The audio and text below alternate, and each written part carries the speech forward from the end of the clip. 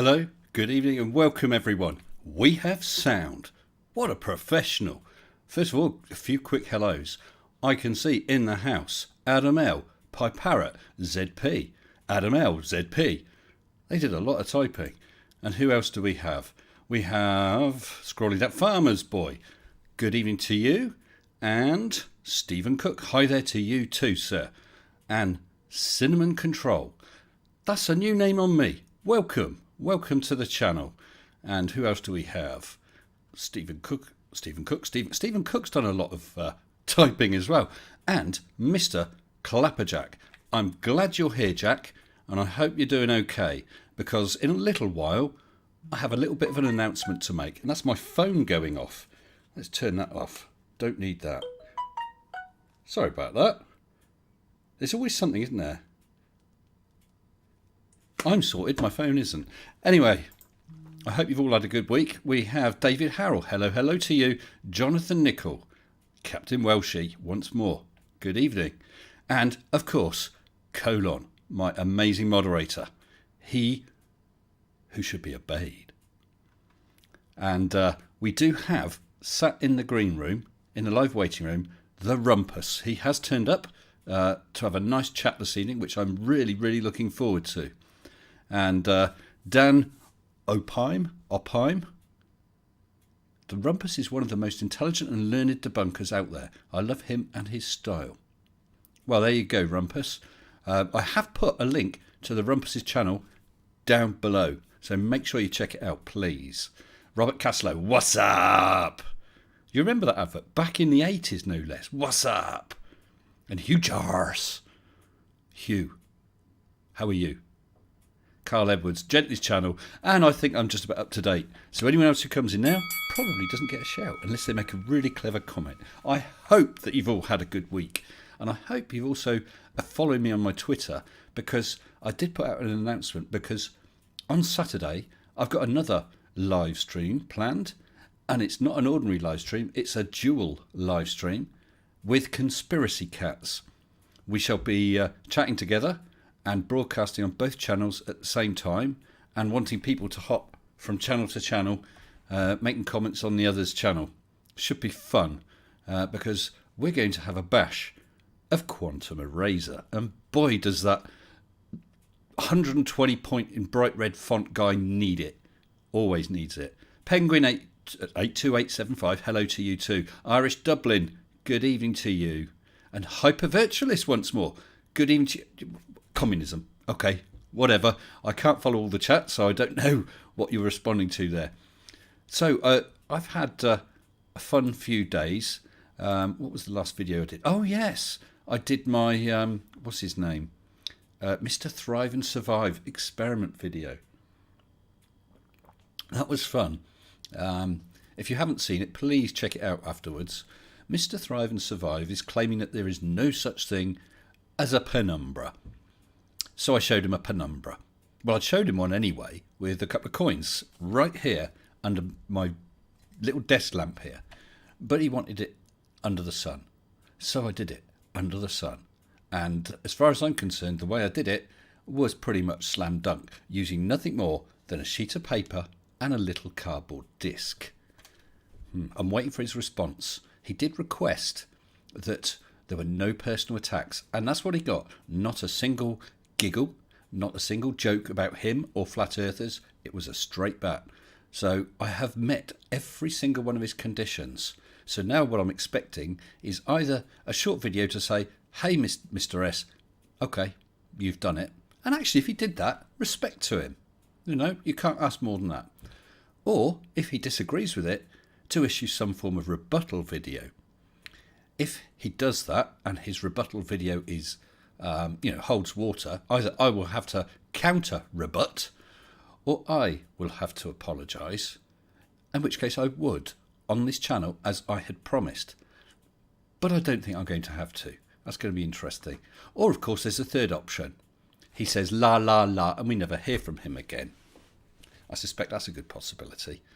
Now, what have I done here? I've lost my stream. There we are. Mark said, I should have used cheese disc. Yeah, a couple of people said I should have used those Baby Bell cheeses. There were two problems. One, I didn't have any. and 2, the edges of them are quite rounded, and I wanted something very definite. But since I didn't have any, that wasn't even an option. So I did it very quickly with what I had to hand. Yes, Carsten Top, the whoosh of moving goalposts. That's also a possibility. Definitely. Irish, I'm sure you do. You also you also need a new asterisk key on your keyboard. I should think you've worn it out. So, a couple of announcements. What have we got here? We've got 72 watching already, which is really neat. So I'm going to, as you know, I'm going to shill this out a little. As you know, I now have my merch store open. Please have a look, see if there's anything you like. But I just thought I'd show you. I did show one of the T-shirts that I was wearing the other day, but I have here one of the mugs. So it's, oh, we're getting a bit green screeny on that. So we've got Mr. Sensible on one side, and Slap My Arse and Call Me Shirley on the other. So I did want to quickly shout that out. As I said, the link's below, and it'll appear every now and then on the screen. But I'm hoping he's still in here. Let's just have a quick look. Participants. Because no, I think he's gone again. He was here earlier, but hopefully he'll re-watch the screen anyway.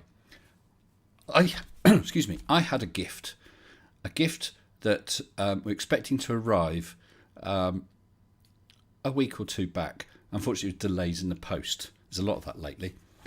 Otherwise, I would have shown this gift during my 5K special, and this is the next live stream I've done since then. So I want to show you this. You've all seen my cheese award, my wonderful cheese award that's now an experiment in evolution. How about this? 3D printed Mr. Sensible 5K plaque. And when I say 3D, yeah, very 3D. It must have cost him a fortune in plastic. Absolutely excellent. That was Mr. Clapperjack. Mr. Clapperjack did that for me. Now, if you've not checked out Jack's channel, you're missing out, because he's got some really good stuff. I did some bits that he requested for him, and he turned it into a cracking video that sent his... There we go. So thanks once more, Jack.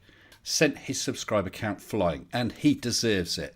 So please have a look at his channel, and if someone could dig out and drop a link to that channel, that would be great. Now, when I finally get my shelf sorted out behind me, that's going up there, along with the other bits and pieces that I've kindly been given. I really do appreciate it. And Irish Dublin Girl, go ahead, knock yourself out with your paddle, or knock other bits of you, whatever you want. TGK2K, good evening to you.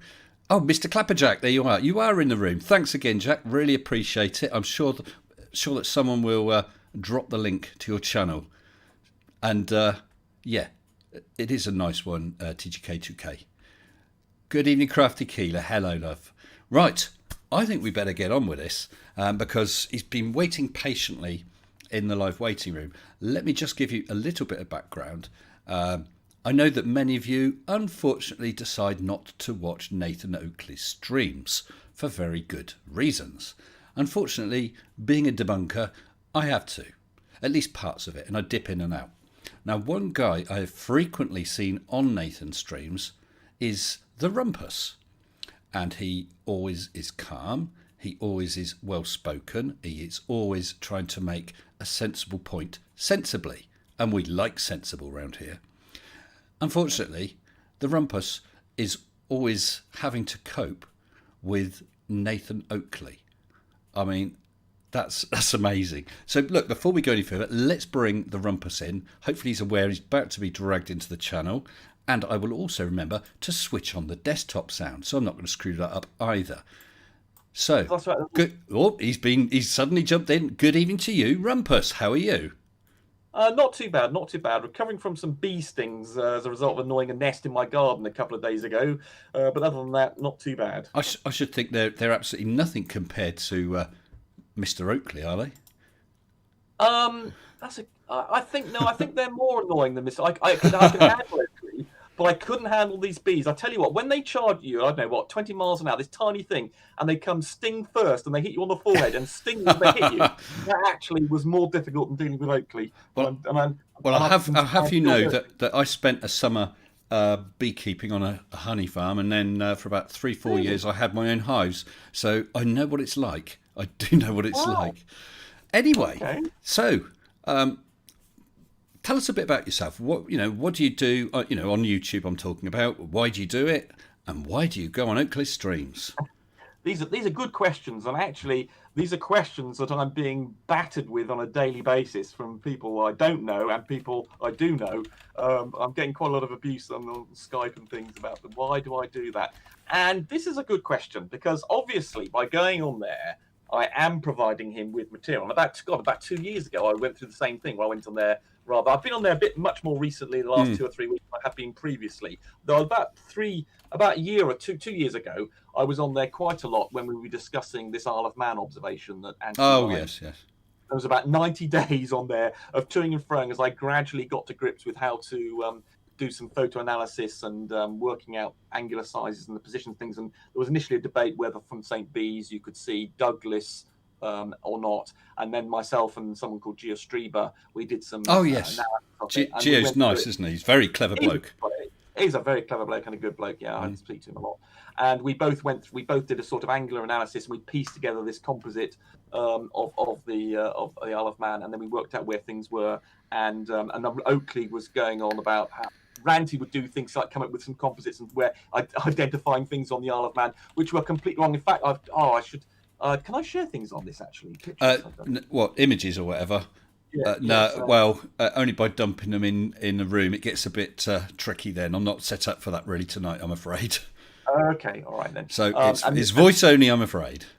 Okay. So there was an image that Ranty put on there of the identification things, and Oakley was singing his praises. And on other occasions, Ranty identified the Isle of Man golf club, and also claimed the bits of Ireland, as did Riley.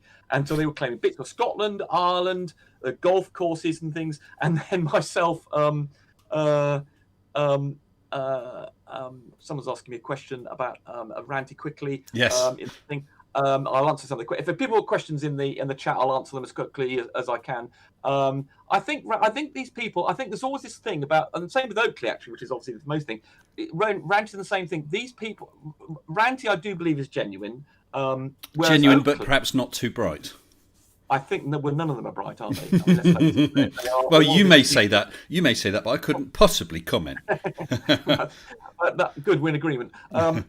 So yes, the only person I think is possibly a Poe is actually the subject of one of the things you're asking about is Oakley, because I think I haven't quite worked out. For instance, he's got some acting background, hasn't he? And I think he's obviously giving a performance a lot of the time. So the question is, when dealing with him, is he giving a performance? Does he really believe what he's saying? Has he just got locked into this flat Earth thing because he's now needs it financially? I think so. And also, I mean, there's a lot of motivation for being a flat earther. I mean, I think, I should have written this down. There are about 5 or 6 motivations, I think, for people being a flat earther. One is religion. 2 is because you find reality and science and education all very confusing, and so you don't understand very much, and so you're looking for a simple answer on what you see. And basically, a lot of these people, I think, the flat earthers, spend a lot of time underneath their bed in their bedroom, and the only thing they're ever going to make an impact on them is if they find something underneath there, or they can touch or see something on television. So that's basically that's their information thing, as well as obviously YouTube. And so if they can't touch it, see it under their bedroom, they don't believe it exists. So if they don't quite often believe that they're moving, for instance, they don't understand Galileo's law of relativity, which is just that basically if you're moving at a constant velocity in a straight line, you can't detect between that being that being stationary. But of course, Rumpus, I presume you have seen the copies of the Discord chat where Oakley's telling, I think he's telling Riley to shut up because the argument that was being put to them was, quote, perfect proof for the globe. Is this the one about the lighthouse? Yes. Right. Yeah. Yeah, I know this is cited. I mean, I'm unlike perhaps other Globers, and other people, I don't like to. I try and actually avoid determining what people's motivations are and saying, guessing and speculating and saying that's what he meant. I like in science and in an argument, I like to have 5 good reasons to believe what I do. And if I don't, and if something like that comment about Oakley therefore is revealing that he doesn't really believe in it, okay, that's a little bit of evidence, but there's a lot of evidence the other way. So I'm still going to go with the fact that he, at least at one stage, he believed in it. But the thing is, it's confused now because he is an actor and a performer. It's difficult to know. I mean, is he really as obnoxious as he appears to be? Is that his natural thing, or is he putting on? Does he regard this as a stage? I think he's like one of those radio shock jocks. Get people wound up, get them angry because it's a form of engagement, not a particularly pleasant one, but it's a form of engagement and makes people come back, makes people it invests their emotions in the whole argument. But I think he's a scumball. But there we go, allegedly. Exactly. No, I agree with you. He's one of the possibly, along with Quantum Razor, possibly the two most obnoxious. I mean, even people like Right the Hand and Flat Earth Data, who behave really badly, swear all the time, and abusive. They haven't quite got that malicious willing. I mean, for instance, I don't know if you saw Oakley's performance with George Natayuk. Natayuk was on Rances. I didn't see it. Right, there was one occasion when George was trying to give a lecture on vectors and things and conservation of momentum, and then Oakley went for him and started, complaining, calling him an old senile git, and he went on and on in this sort of vein. And when George refused to respond in kind, and George, he was just giving a torrent of abuse, calling him the worst words you could to George, and then George didn't respond in kind. He actually, George in the end, because he was actually in front of a whiteboard at the time, he started shaving until Nathan shut up. I mean, Ranty just let him do this, of course, which makes Ranty as bad as a collaborator in this. So he clearly does enjoy, or at least feels he's entitled to attack people personally in the most obnoxious way possible. Now, whether he, as I say, I think he thinks he's on the stage, and actually, I think, as you say, he's giving a performance. He's thinks that's interesting and exciting for people, and that's obviously presumably because he's desperate for the finances and the giving viable finances for the channel. And I think it generally works, but and this is not a criticism of you at all. It generally works, but I don't know, 95% maybe or more of the opposition to him won't go on his channel. Yeah, and as I started opening with you asking me why do I do it, and other people have said, and as I said at my initial response, that yes, you've got to be careful that you're giving him material, because he wants basically some sort of fight, almost a fight there. To some degree, and he wants material, and obviously I do provide that by giving a counter argument, and obviously I give him a sort of fight back with him, and that gives a sort of fight. It's almost like watching a sort of boxing match or something, and that people obviously find a lot of people go for that. They're not interested really in a deep analysis, scientific analysis, and deep. They're interested in a scrap. Exactly, it's scrap. That's probably the answer.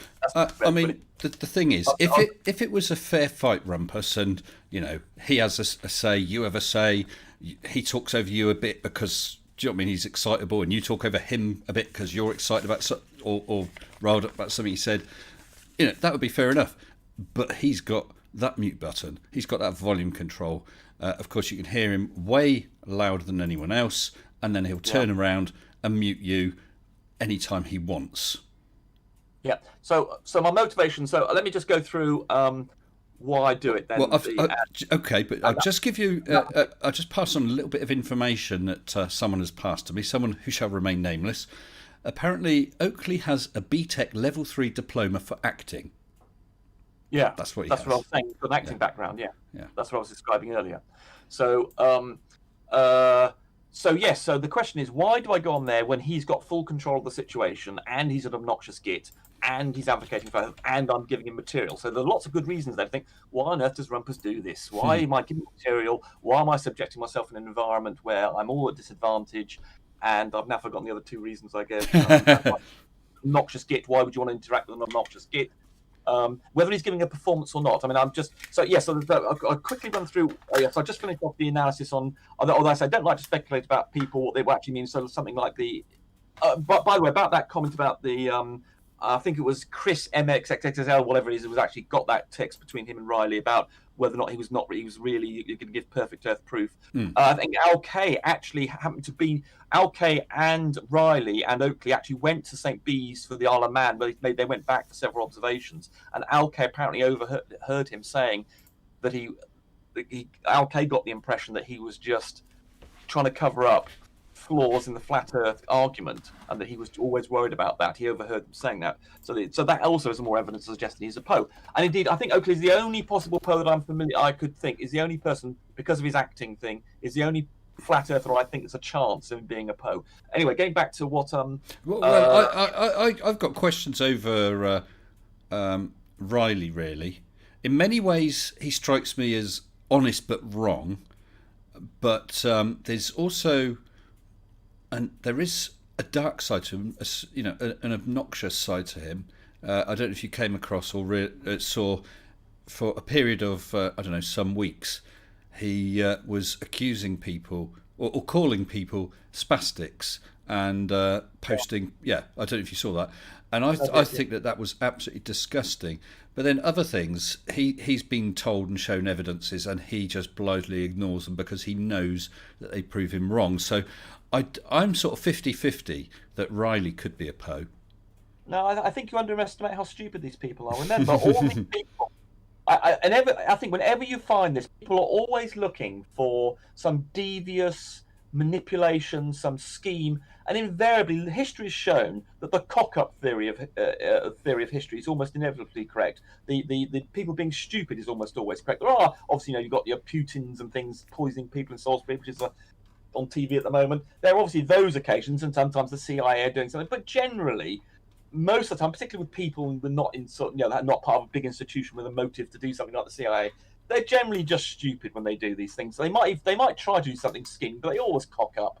They're generally being stupid, but occasionally, but 99% of the time they are. So, and people like Riley are just stupid. I mean, you can see the argument. You see, if these people were Poes, they wouldn't make stupid arguments like Riley that are so obviously easy to invalidate.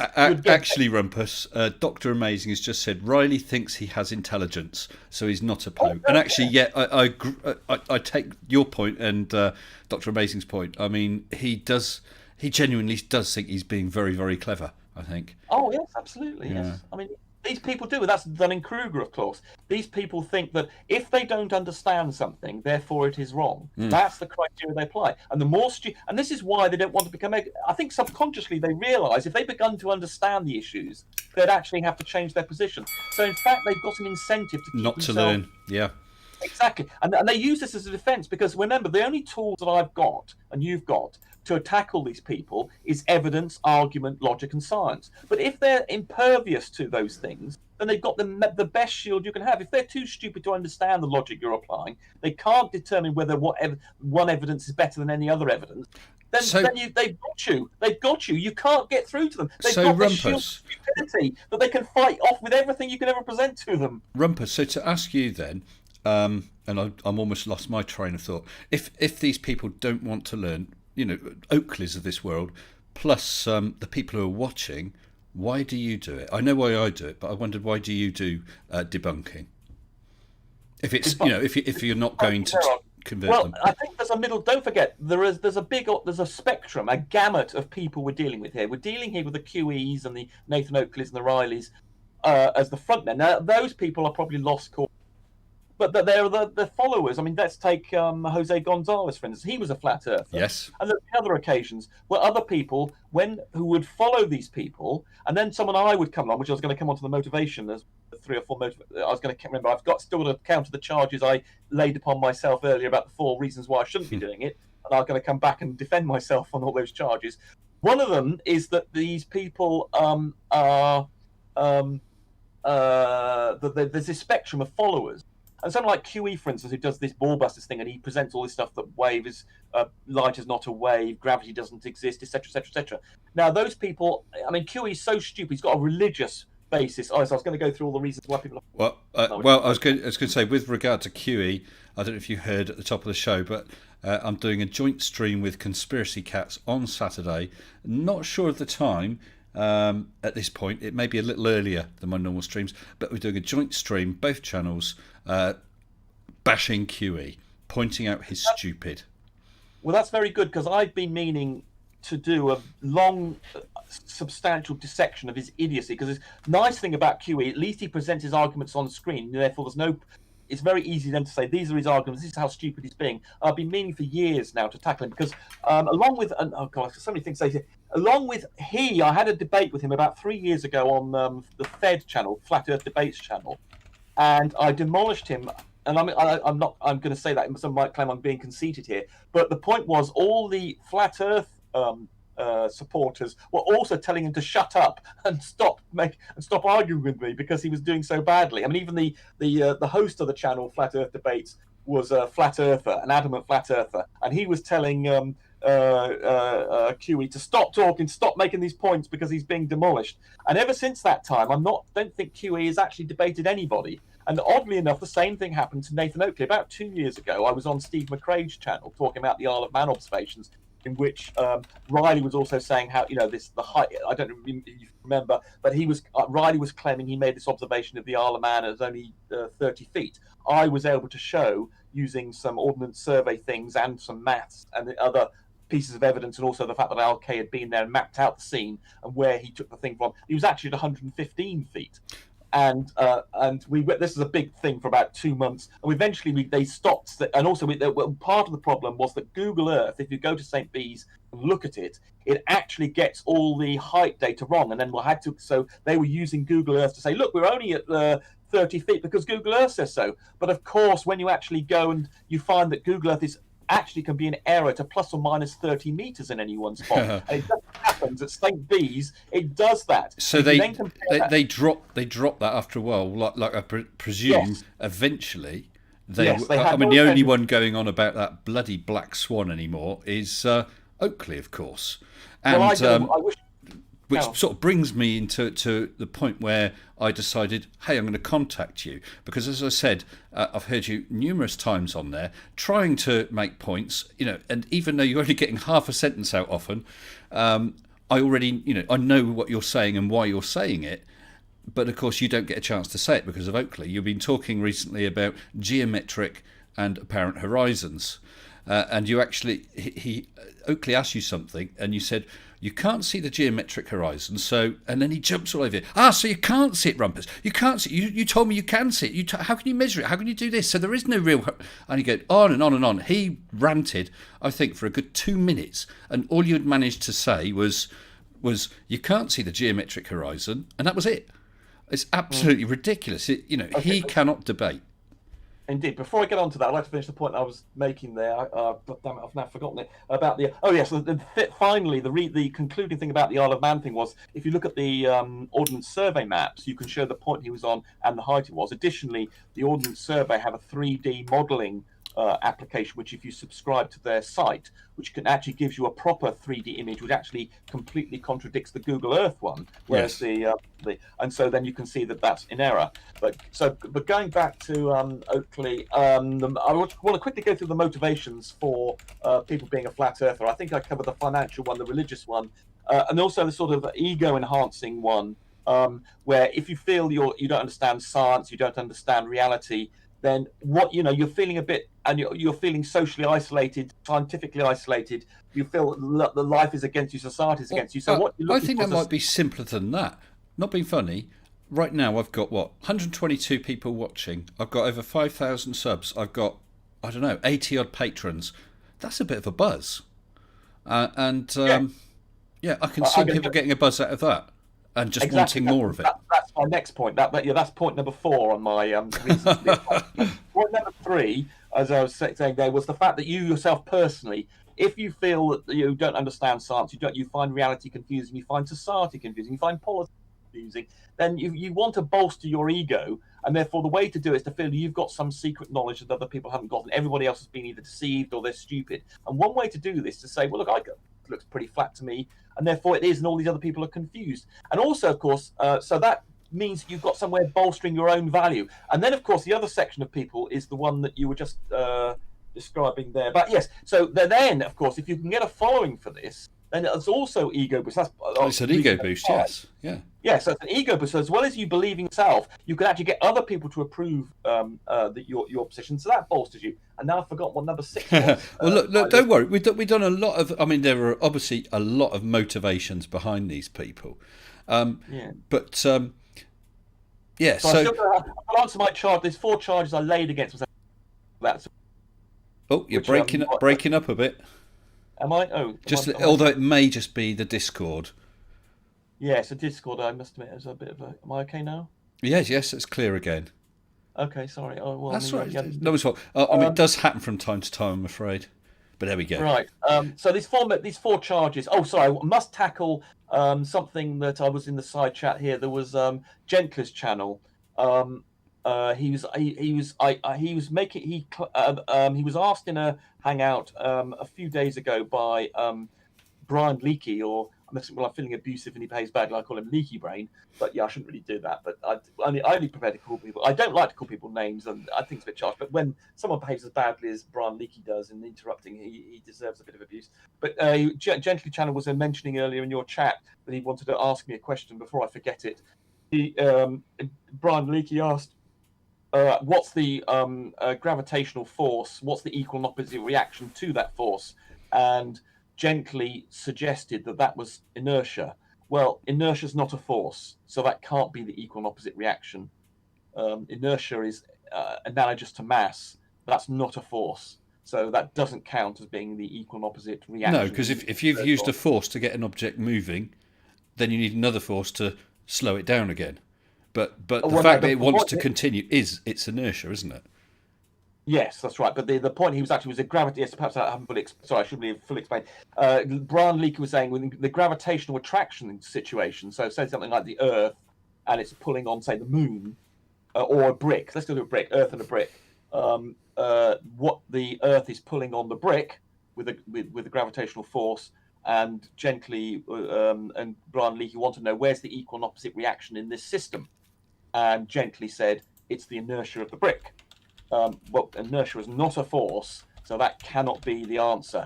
What is the answer? It's the gravitational attraction of the brick with the Earth. And Gently is asking me another. Yes, I see. Yes. Can you apply force to something without inertia? Can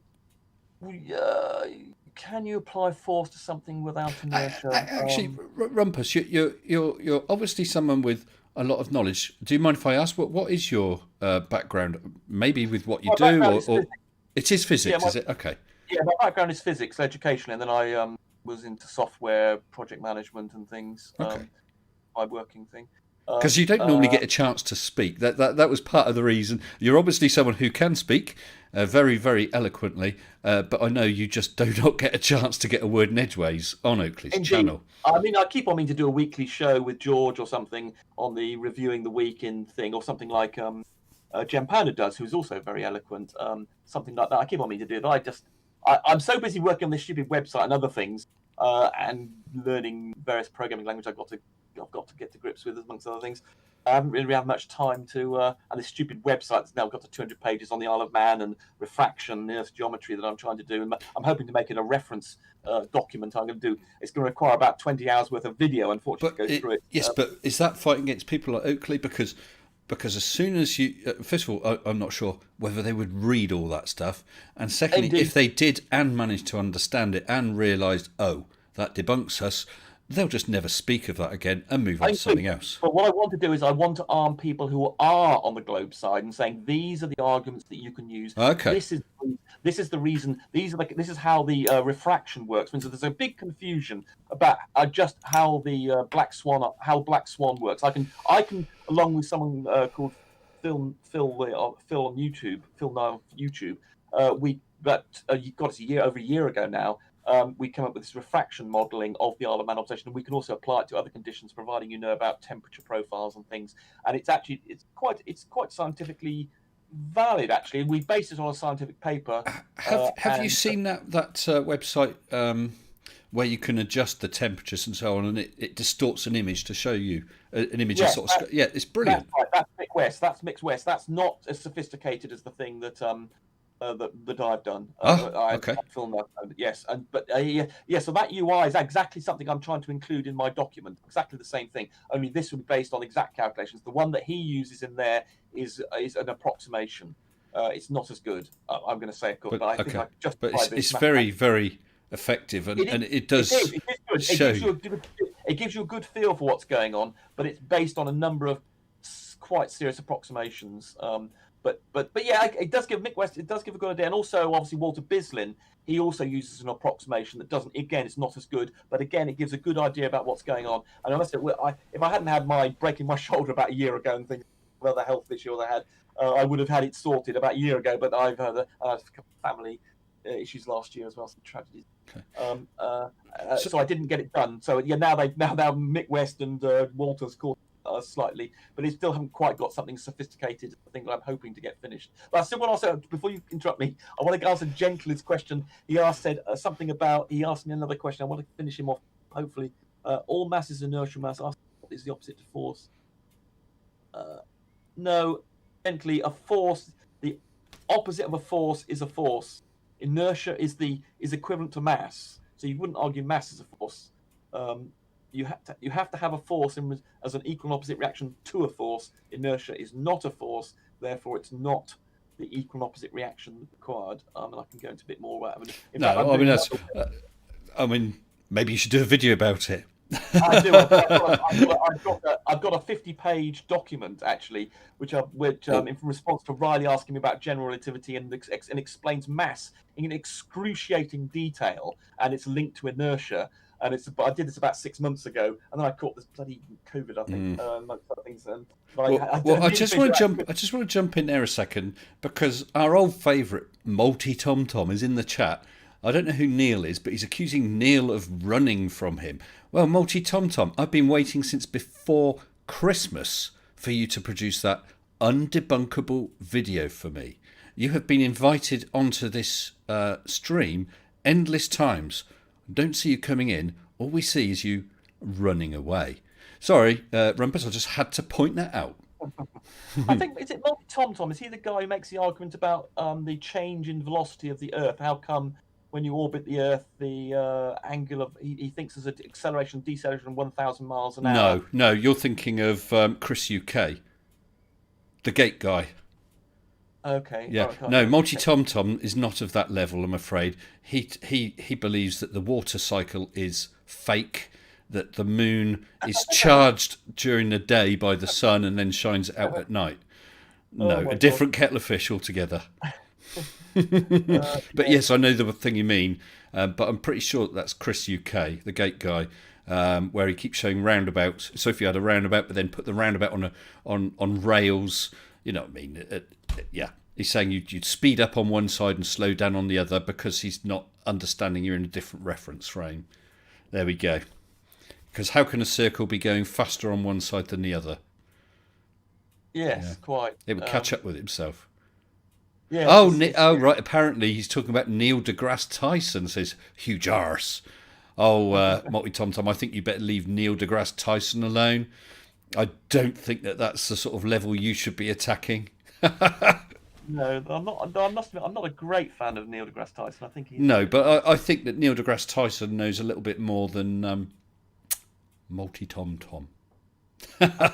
You should go and check out Tom Tom's channel if you want to have a laugh, Rumpus. Yeah, I must. I should really subscribe to more Flat Earth. I think, well, of course, most of the chat are more. Oh, I wouldn't subscribe. Yeah, just write a list and then to go and have a look and laugh every now and then. Yeah, I should. There are a couple of people like QE I bothered. I mean, I don't subscribe, for instance, to Nathan Oakley because I think that is. I'm prepared to go on there, but I'm not going to subscribe to him because he is such an odious twat. Either going back to whether he's playing a role. I mean, I say he's got several roles here. Is he obnoxious? Is he obnoxious as he appears or giving a performance? Is he as stupid as he appears, or is he giving a performance? And has he got one of those 5 or 6? I've forgotten what the 6th motivation I had now for being a flat earther is.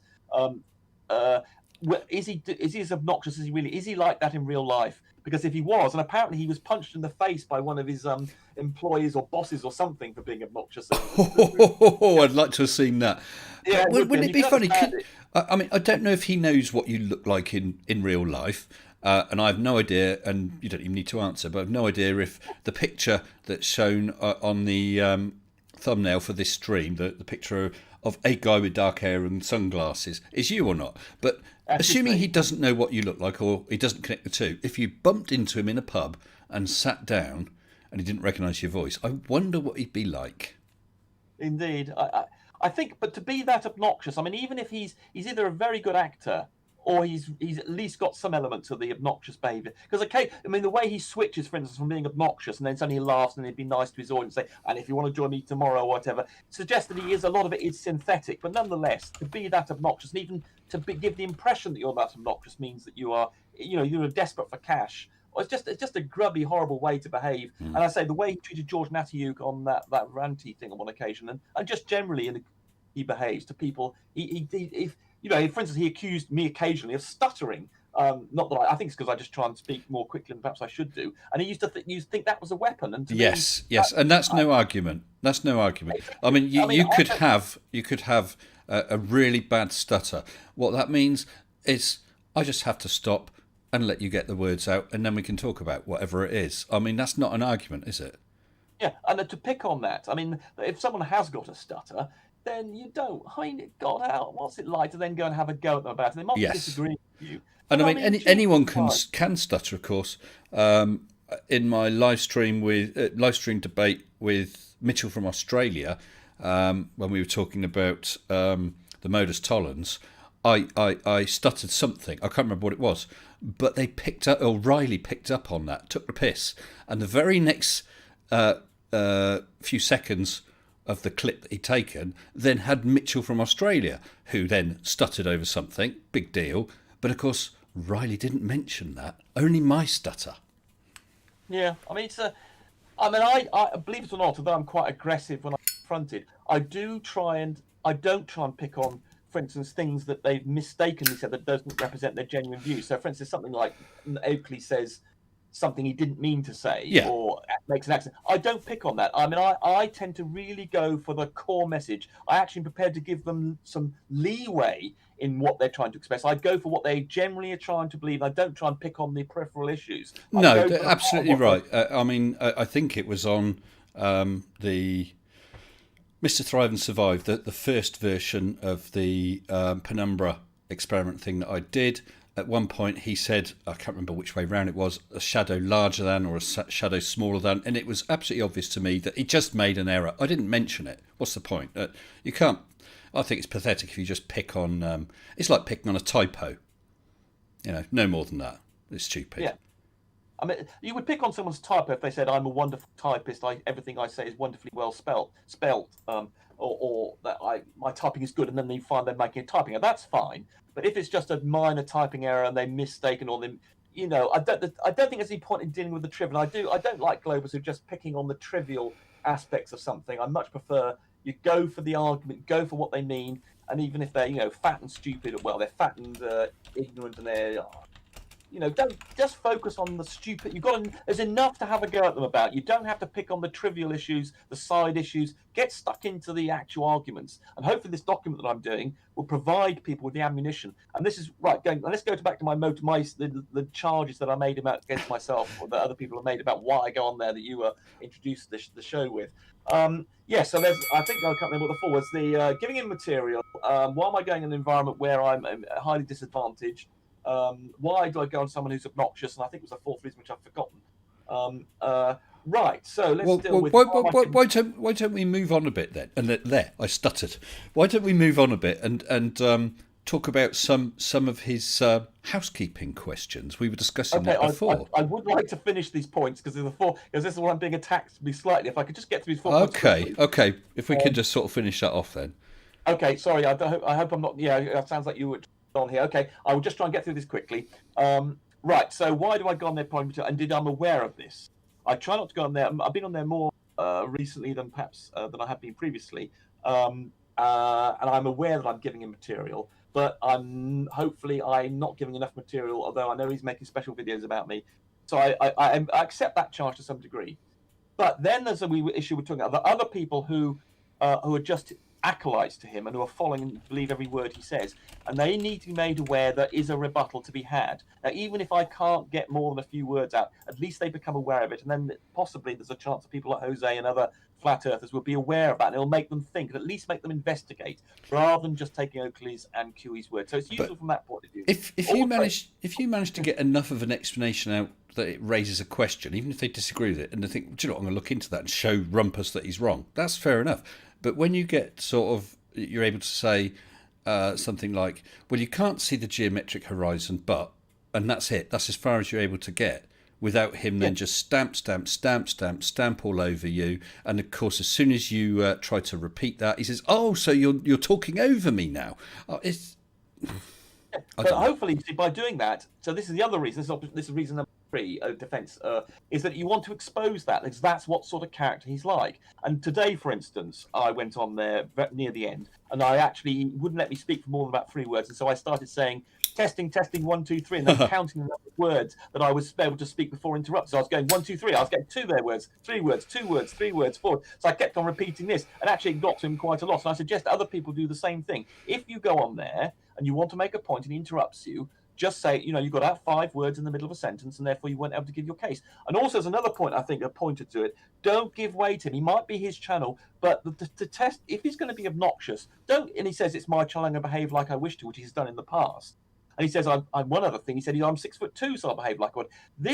You demonstrate to people who are neutral that this is an obnoxious git. If the question of whether something's decent or not is how well they behave when they've got a little bit of power and they can abuse it with impunity. And obviously, he thinks because he's got this little environment where he's top dog, he can behave as badly as he likes. And that should be an insight to anybody with any sort of ability to analyse people's character. But this is an obnoxious git. He behaves as badly as he's allowed to behave.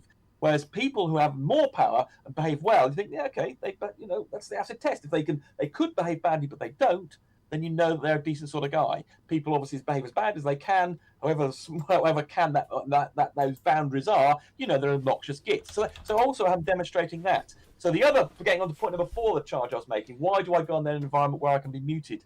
Well, I want to demonstrate that he's doing the muting and he's therefore muting reality. And I mentioned earlier he hasn't come out to debate anybody since he was on the was it with Cats? Steve McKay's channel. Oh, wasn't it? When was that then? Oh, he's with Cats. He had a little chat with Cats for about 10 minutes on, was it Ranties or something? It wasn't on a neutral channel, and Cats was able to ask him about what's diffraction. That's right, and he gave him. He wasn't getting an answer, so he then gave him 10 seconds, didn't he? That's right. Yes. Cats said, here, have 10 seconds answer. Admittedly, Cats didn't actually give him 10 seconds. No, but then Ranty said you haven't given him 10 seconds, so he then did. But Oakley didn't come back. And I see that recently he's been arguing that he wasn't given a chance to speak. Exactly. I was about to make that very same point, that recently Oakley, when someone came onto his channel and said, what's diffraction, Nathan? And then Nathan went into a great long thing about how it was so unfair. It was amazing. It was incredibly hypocritical. He spent about 2 minutes explaining how there was no point in talking to Cats because he was interrupted every few seconds. But he can't get more than a few words out. I could have written the script for him for me. It was just a hypocrisy writ so large that it was so gross, piece of hypocrisy. I can't believe he's not aware that's what he's doing. He knows what he's doing. And I've just had a super chat from the Snark for €2 saying it was Anthony Riley. Right. Yeah. Okay. But it was great. Yeah, it was great. So yes, to hear him whining about being overtalked, it was in this environment where Kat was able to speak to him for a few minutes. But I don't think he's properly debated Nathan in a longer debate format since I had a go at him with Steve McRae, because he suffered horribly. So the point, but why you asked me earlier, why do I go on there when he can mute me, and why do I do this to myself? Well, actually, there's a reason for that. Is because I might do something in another environment. I wanted to for me, it's a little bit of a challenge. To be able to get a message through in a few words and see if I could do it, and B, to deal with a hostile environment and to see if I could handle that, get a message through, not get too aggressive, but deal with someone who has got control of the situation and in which I could fight back. And I just wondered how well I could do that, and it might be a useful life skill for me personally. if I go into more confrontational rights, which could quite easily happen in the future, where I want to deal with situations that are hostile, and I can still get a message through without getting too angry. I mean, I do occasionally get obviously angry sometimes, but hopefully I don't have to resort to swearing. I No, sometimes no, I've never heard you lose it like that. Perhaps frustrated that you can't get a word in, which I understand. I really do. yeah. Right, so I think I've covered those. So that's Okay. why I go on there. I think I've covered that now. And you Well, wanted me to well, talk let's have a about the talk. Let's have a talk about one of his housekeeping questions then. Yeah, You okay. you choose one. I think you've Well, got. you were talking about the geometric horizon, and Yeah, that's yeah. the one Okay, that. let's talk about that. Right, I so mean, because what I heard was you trying to explain that there is a geometric horizon. Hey, any object must have physical, edges or visual edges. But of course, if you're looking through a distorting atmosphere, you're not going to exactly see that. Hence, you only see an apparent horizon. yeah, so I wish I could really wish I could show you a diagram because it's one of the things I love to do because the only thing these people understand are diagrams, pictures. They can if they can't see it, if they don't see it underneath the bottom of their bed, and they can feel and touch something, they don't believe it exists. So the only way you can convince them is with a diagram. So I like to. That's why I like. I mean, we had Yeah, multi but tom in the. I'm not set up for that, I and I know don't that's not want to fine. No, don't no want to jiggle problem. around with it now. That's fine. That's fine. That's fine. So we've got people like Multi Tom Tom in there who only understand a picture. That's the only thing they can absorb. They can't absorb information. They can't process it. Whereas a diagram, they're used to dealing with the outside world and seeing things and processing that. So anyway, if you could imagine a circle, and then if you had imagine a pin on the top of the circle of certain height, and then obviously you draw a line that touches the edge of the circle, that's your geometric horizon. So it's where it dips down. That is your horizon you would have. And in the without any atmosphere, that's exactly where the horizon would be for everybody. There's no refraction, so light would then travel in a straight line, and then that would be where your horizon is. But of course, we've got an atmosphere, and with an atmosphere, we also have a varying. It's not homogeneous. So it's more dense and there's a greater pressure near the surface of the Earth. So just like the bottom of a swimming pool, because of gravity, this is because of gravity, of course, which is a force. The force of gravity is a force. I'll go into that perhaps in a minute if you're not overrunning your time. Um, so bottom of a swimming pool, it's greater pressure down there, but the density is the same because water is basically incompressible. But the atmosphere is not like that. The atmosphere does compress near the ground, so it's denser.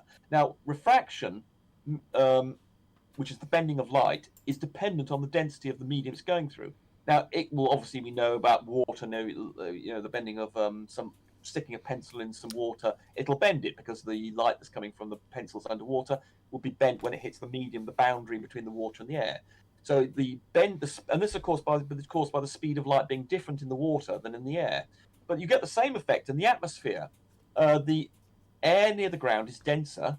It is higher up. So, for instance, on Mount Everest, the air is actually something like 1/3 of the pressure. It's also about 1/3. I think it's a bit less than dense. I think I can't remember if it's a bit more dense than a third than the pressure. It doesn't vary quite in the same way. So the air at the ground level is much denser than it is up, and there's a density gradient, and so that means that's like and in that environment, refraction will cause the light ray to bend towards the Earth. It'll actually not quite follow the curve of the Earth unless you're in the odd conditions like the black swan environment, where indeed the light does curve with the same radius of the Earth. It curves slightly less, the 7/6R thing, and that means that things will be raised up. Although this is something that Absolutely, blows up. which is when you see a sunset, the sun has physically set behind the geometric horizon, but you see it for a little longer. Correct. So things have risen up by what's called looming. Now, I was speaking to Andrew Young, who I've been in some contact with, and he asked me not to use looming to describe standard refraction. He prefers. Oh, I'm probably going to get technical here. The standard refraction is the normal bending you will see as a result of the density gradient in the atmosphere. That causes things to be raised up a little bit. If it's raised up more than the standard refraction, it's called looming. That unfortunately, I then managed to explain to Thomas Young that so what do you call between no refraction and standard refraction? And actually, on his website, he said, "Oh, yes, I've got a problem there. I haven't given that a name." So he might go and fix his website as a result of my conversation with him. But there's this Anyway, refraction. Basically, you're continually looking through a certain level, a varying level of distortion, depending on the pressure and the temperature. I wouldn't call it Okay, distortion. I mean, The light rays are I bent. Yeah, that's not the same as distortion. It's because with standard refraction, the shape remains intact. All that happens with standard refraction is the thing is raised, translated. Now, Yes, but then if I when you was to took show things like Fata Morgana and the other types of well, well, that's not standard refraction. That's a no, mirage. So that's a different thing altogether. For standard refraction, what happens? You would not be able to. This is what, in fact, this was a big argument I had over the Isle of Man observation, and this is really weird about this argument now we're having about refraction. I used to explain to Oakley and Riley about the Isle of Man that everything was raised up by refraction, and they disputed this. They then said, "This is a Don't tell me this is a hologram. That I'm not seeing what you're going. We're not seeing what we're going to say." And then I had to explain to them that if you go outside and just look at the tree outside. Um, uh, 200 yards away, say, you look at a tree, it's not actually where it appears to be. It's a few millimeters raised by standard refraction. Your whole world is being refracted.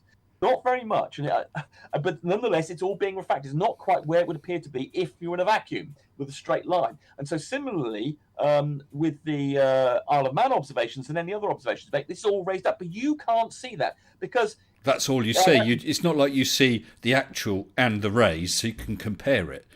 Exactly. You don't see a double image. That's right. If I were to show you the unrefracted case next to the refracted case, you'd be able to tell the difference. You would see that one is raised up version of the other. And for people who don't believe me, flat earthers, there's a chap in Australia and Sydney who's got a view out of his window that goes with a cliff yes, and then goes out to the horizon. And in various conditions, the water level goes up and down. And there you're seeing the refraction of the horizon going up and down, being loomed in effect as a result of refraction conditions. It is a brilliant demonstration, isn't it? Absolutely brilliant demonstration. He didn't intend it, but it's a fantastic thing because you've got a reference point there. That sort of mast thing, isn't there? Yes, there's also a mast. There's also a cliff edge at a particular point. So he unwittingly has provided us with the proof that the horizon, because you will hear Nathan Oakley say things like the horizon can't be refracted. You can't have the looming of horizon over the horizon, of course, to misinterpret what's being said, because you can have a whole thing is raised. And the point is the shape of things with standard refraction is not changed, and that's why you can't tell. And in my website that I'm going to still do, I've got examples. I actually move various things and even stretch them by 10%. And you can't tell. Without a reference, it's absolutely impossible to tell one thing differently. I could stretch what you see out your window by 20%, and you would not know what the hell was going on. You would think exactly the same. So the only way you can do it is with a reference point. And so that's why looming confuses people, because it doesn't change the shape of things. It only causes the position of things to change. And then you get the other types of refraction. You get your towering, which is more obvious because that changes shape, to sinking, and stooping, which makes things sink. And then, of course, you've got that. So that's the standard type of. Then, of course, on top of that, you've got mirages. Now, that's another thing that a lot of people don't understand, including some globers. Like Sean G doesn't know lots of globers don't know what a mirage is. A mirage is defined as being an inverted version of another image. So if you haven't got an inverted version of something, it's not a mirage. If it's simply moved up or down or stretched, that's not a mirage. That is one of the 4 refraction cases. So don't confuse miraging with refraction. Refraction obviously causes miraging, but you have to have an inverted temperature gradient, which is what happens when you get heated air on the ground. And so you'll see it on roads, obviously, and that's caused by the air on the ground becoming so warm that it becomes less dense. Remember, I mentioned earlier that it curves towards it because the density of the air near the ground is denser. But on a hot day with lots of sunlight on a road, the air gets hotter, it becomes less dense, and therefore you get the inverted case. The light actually bends up and not down, and so then you get what's called an inferior mirage, because you get an inverted version of the original image. Rumpus, we have a visitor who is sat in the live waiting room who, with your agreement, I'd like to bring in. And that's, and forgive me if I say the name wrong, because I've never been able to say it. I get George Natiuk. Is that how you say it? Sure. Natiuk. Yes, George. Is that how you say it? Well, you got it right. Oh, good. Yeah, so now I've mentioned him. George, you've got a minute or so before I drag you in. That gives him fair warning because he'll be watching on the stream, so he's delayed, which is always a bit of a shock when you're pulled out. Even with you, when I pulled you in this evening, you're. Sorry, someone's just said. Mark's just said in the chat, "Who's Rumpus talking to?" Yes, I'm sorry. I'm trying. I must admit, I do try and deliver lots of information, and I must admit, in doing You that, do. I must admit, I do tend to take over things. I have to agree. Well, it's I did want to give you a chance to actually say some things because I do feel you don't normally get that chance. Indeed. Yeah, but look, let's bring in.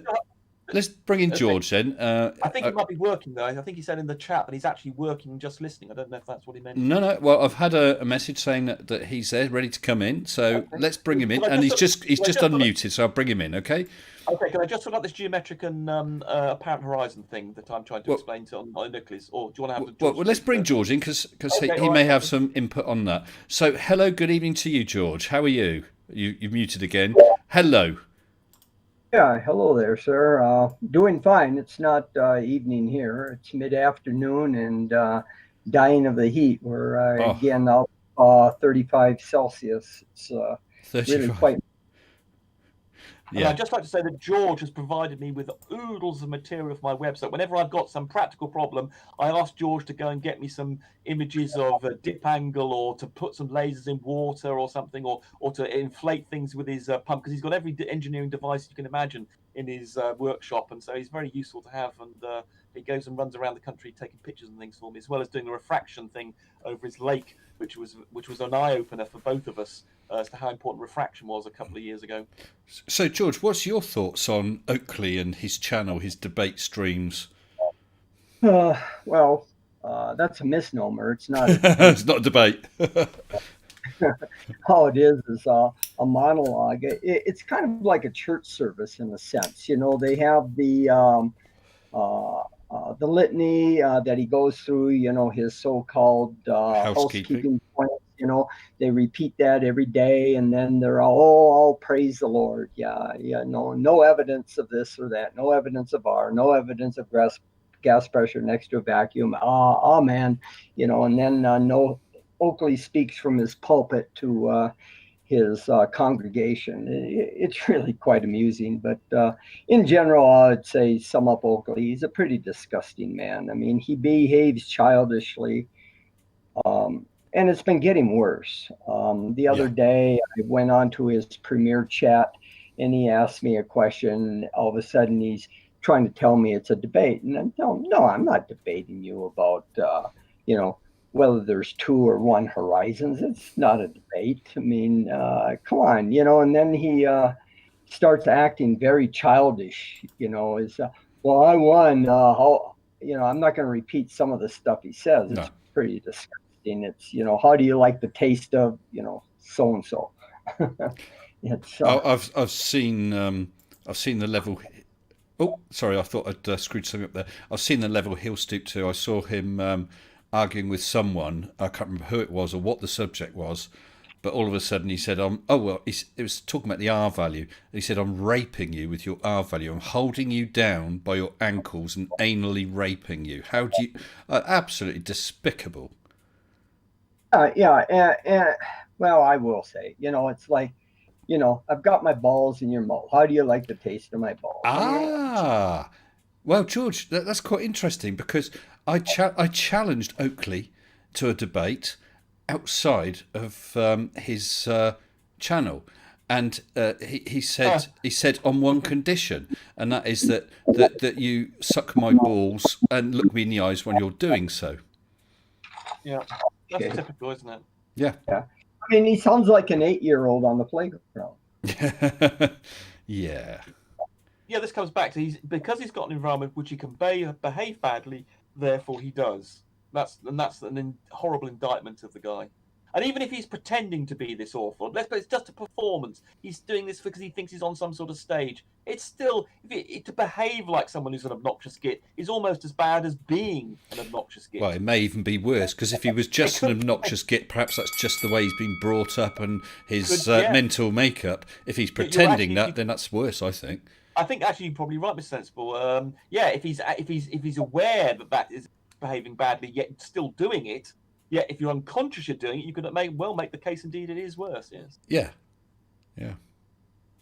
So about this, can I just finish off this geometric and apparent horizon? Go on. And this is probably why Nathan doesn't let me go on. It takes me 50 minutes or an hour to get there.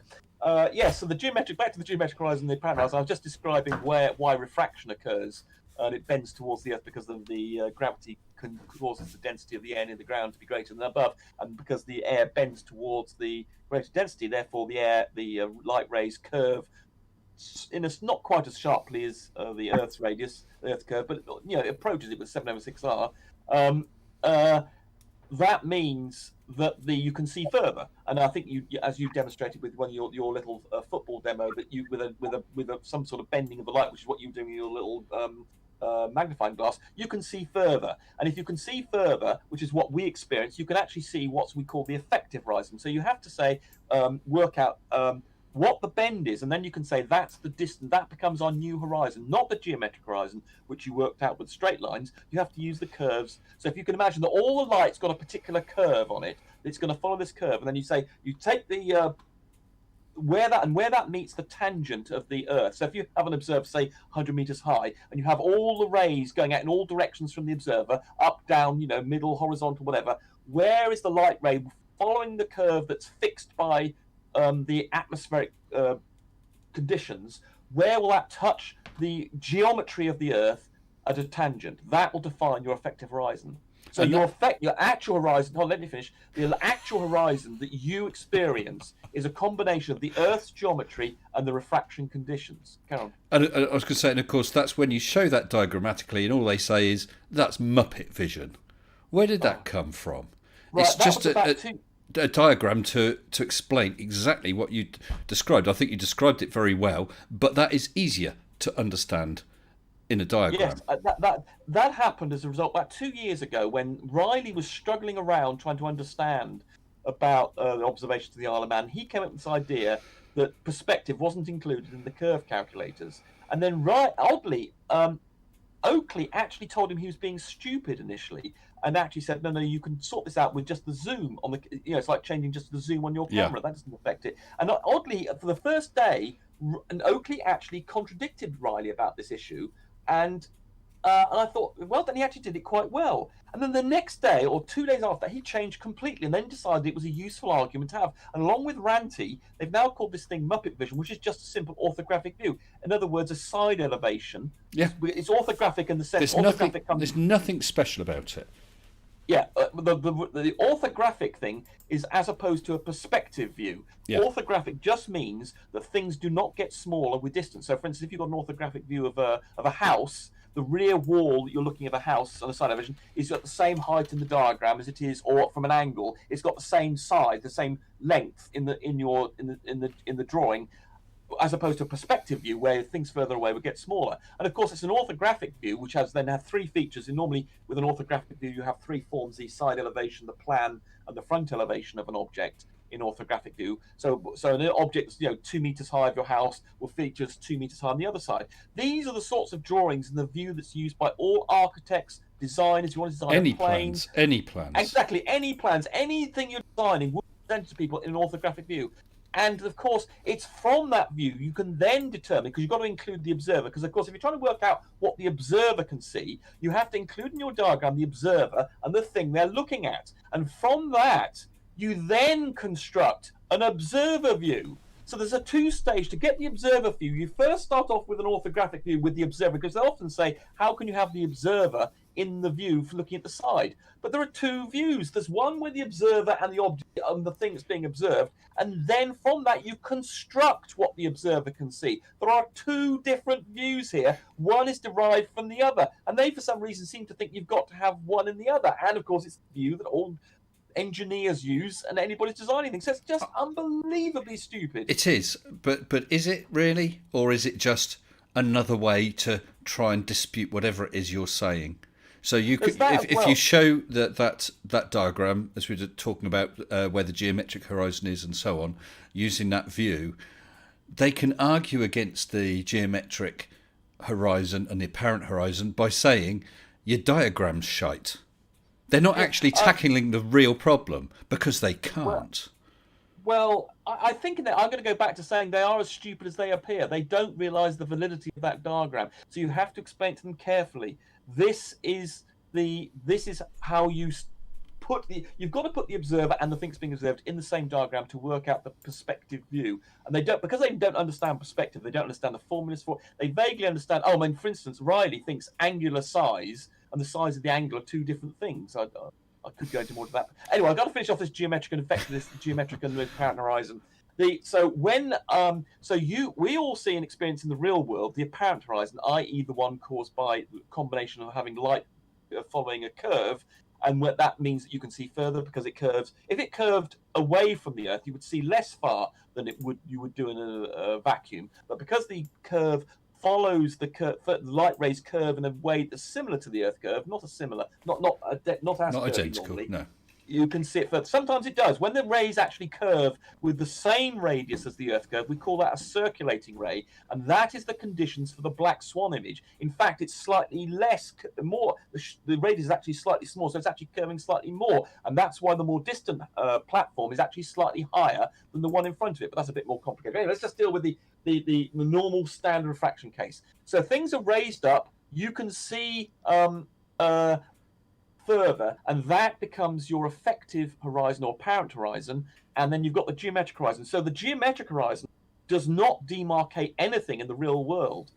It just simply it would then be, you could say, this point that I'm looking at, this particular bit of sea, that's where the geometric horizon is. But of course, it's nothing visual. There's nothing optical. No. It's not a line there or anything.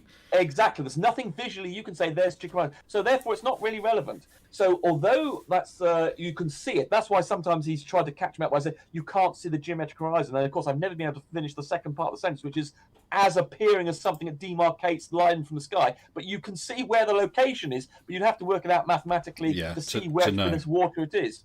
So nearly finished. 10 more seconds. Well, so you can see the apparent horizon and the geometric, and you can't see the geometric horizon. But of course, then the Alberuni thing, so there is a difference, but that difference between the geometric horizon and the apparent horizon gets smaller and smaller as you go higher and higher and you're looking down, because refraction is less the more vertical you're doing, the more orthogonal to the medium band. Someone's scraping.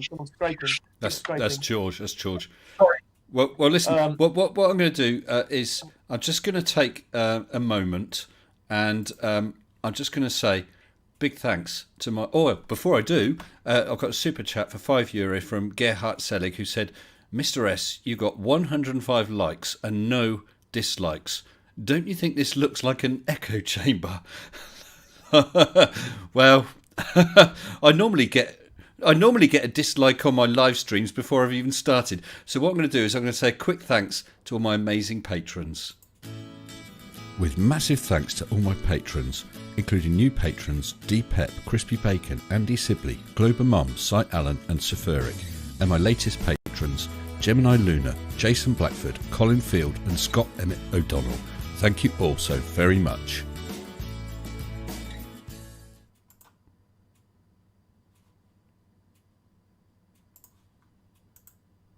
And there's my error for the night, running the patron roll twice. Sorry about that, everyone. Anyway, we're here with TheRumpus, who's the guest for tonight, and a surprise visitor, George. Now, George, is it Hnatiuk? How do you say that?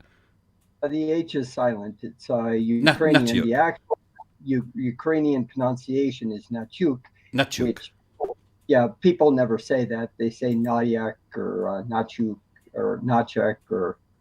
Ranty has an entirely unique way. I can't remember how Ranty pronounces it, but so you've been on Oakley's channel as well, then, George? Oh, I did quite a while ago. I haven't been on Nathan's channel in probably 15 months or better. Oh, okay, so quite a while. I'm not there anymore. It's been quite some time. Yeah. You're in the chat quite often, though, aren't you, George? Oh, I'm always in the chat. Yeah, whenever I have a chance. I jump onto Oakley's chat maybe 3-4 times a week and just try to harass the flat earthers. Well, whenever I go in, I just drop a comment saying when you coming out of your room for a debate, and then I go away. Neither he or Quantum Eraser are ever going to leave the fortress of solitude. Well, myself, I don't know if you're aware, but myself and Conspiracy Cats are doing a joint live stream on Saturday night, George, all about Quantum Eraser. Maybe that'll be enough to rattle his cage. I doubt it. Quite afraid of leaving his tank, so to speak. Well, of course, he could argue against us with a larger font in blue. That would help. Yeah, and multicolor. I can see his fonts be rainbow color, actually. You need to have a counter font, Mr. S. Well, perhaps I do. That's not a bad idea. Maybe I should knock something up to use on that stream. Yeah. Yeah. You want a big font. I don't think that there's anything that will take Quantum Eraser loose from his fortress there. The Dunning-Kruger is powerful with him. Have you ever seen him debate without having everything just typed out beforehand? I think he's got a lot of standard sheets because what I saw him talking about. I watched a little bit today, and I forgot who he was talking to, who raised something else, and he scrolled all the way down, and he had something about some physicist. So he's got it all pre-prepared, and he's just running a script basically. I call it his cutty pasties. Yeah. And I don't think without those crutches, I don't think he's capable of thinking on his feet. I doubt that he would. That's why he doesn't leave the Oakley show. He would never survive in a live debate, say with Rumpus or I and a few other people. I don't think he's capable of thinking on his feet. Yeah, well, I say that neither of them have debated ever since they both debated me. 2 years ago with Nathan Oakley and 3 years ago with QE. They've never debated anybody. There was that brief interaction you were saying with Conspiracy Cats, but never a proper debate other than that I'm aware of that either have done ever since they encountered me. But I'm boasting here, I know, but it's an interesting. I'm not aware of it anyway. But does anyone else go on there? Other than you, Rumpus? There are. Every now and then, Zanuck and a few others. Yeah. Okay. Yeah. Sorry, go ahead, George. Yeah, Zanuck is one who goes on the tricycle, and then they seem to be even keener on being nastier to him than him to me. I mean, although because I do provide Nathan with some material, I think I do get allowed to be on there more than perhaps other people because they feel they can. Because I can deliver information, I can deliver some material they can use, and it's useful to him. It's actually useful to him to have me on there sometimes, even though he wants to mute me all the time. It's still so he doesn't actually stop me going on, even though I'm quite rude to him quite often. But there are others. There's a couple of others who've gone there. I must admit, I don't think we're terribly very effective people who've gone there. I must admit. Yeah, but I'm just wondering. You must be one of the mainstays. And as I said, I'm honestly not criticising you. It's totally up to you. But if you stop going on there, I'm just wondering who else would he have? Would he have anyone to argue with, or is it literally going to be him and his little minions like Arwin and so on? Just the latter, I think. Most definitely. There have been periods I've noticed where there's been maybe a week or better in which no Glober has showed up, and after a few days the show gets extremely boring. It's like they run out of material to talk about amongst themselves. Yes, and they start that's what I'm wondering. Yeah. Would that make him his audience just get bored because it would just be him shouting about the rest of us and no one responding?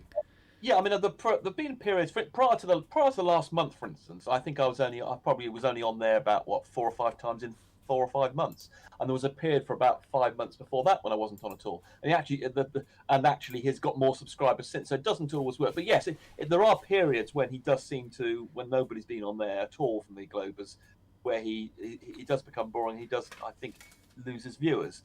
But I've only been on there more than usual in the last few weeks. I know about twice a week probably, and not for all of it. I mean, usually just for the last half an hour, last quarter of an hour, and even then on bed. Jesus Christ. Sorry, it's all right. The mic picks up a noise, but it's not that bad. Right. So I would. So yeah. I mean, So you're reinforcing the accusation on material. No. Honestly, it's not an accusation. It's just a question. Like I said, I'm honestly not criticising. I'm just wondering. You know. I think you've got to. I think it's an important point. As I say, I do provide material. I am aware of this, and I'm certainly not going to make a habit of going on there daily or even every 2 days or something. But once a week seems to be. I say recently I've been on there probably twice a week about that probably, and even then I say not for all of it. But I've been, as I say, I've not been on there for months at a time, and it's had no impact. No. And his viewers have only just gone up in that period. So. I'm not. I think it might be an idea, and indeed I've tried it and done it as well. I mean, George used to go on there as well, and other people have like Ruhif and Paul Voigt used to go on there occasionally, and I do get criticised for going on there. So, and I understand that it might be perceived as helping him, but as I say, I think we need pointing out that he behaves like a git, and that needs to be because of course he doesn't behave like a git when he's talking when it's an echo chamber. So I think it needs to be exposed. What sort of characters, and I think that is achieved. I do achieve that, I believe, and I do also achieve the fact that these people who follow, these neutrals that are just listening to what he's saying, need to know there is an opposition. And hopefully, if I can actually get out an explanation about geometric and apparent horizons in the process, which I can sometimes almost get a point across, then I think that is a useful thing, at least to do periodically. But yes, I do not want to become the source of his material. This has been something, a point of contention with Rumpus, and I kid him on a daily basis. He and I speak often on Skype, and I get after him on this because I think it's reached the point of diminishing returns. It's really quite self-evident to anyone tuning into the Oakley show to see what a reprehensible, disgusting individual he really is. I mean, you don't have to point anything out. It's self-evident. Yes, and I think that's a valid thing. As you pointed out yourself, why go on some of your 4 points you made initially early on, why go on to some obnoxious gits channel? But as I say, there are these followers who are the neutrals, and he does disguise how obnoxious he is. I mean, he was really obnoxious to George, as I say, on a ranty show, and I want to expose how obnoxious he is. And if he just allowed to sit there and talk to him, you have fun at it. Yeah, indeed. As I say, another of my motivation was as a challenge to be able to get through these hostile environments for my own personal thing. But hopefully, I'm not doing it to the point, as I say, of providing material. But yes, okay, I accept that I'm providing with a bit of material. But the show, I don't think my contribution is going to make any difference to this. Well, and I believe it would be negative because I believe exposing him when he behaves badly as being a git.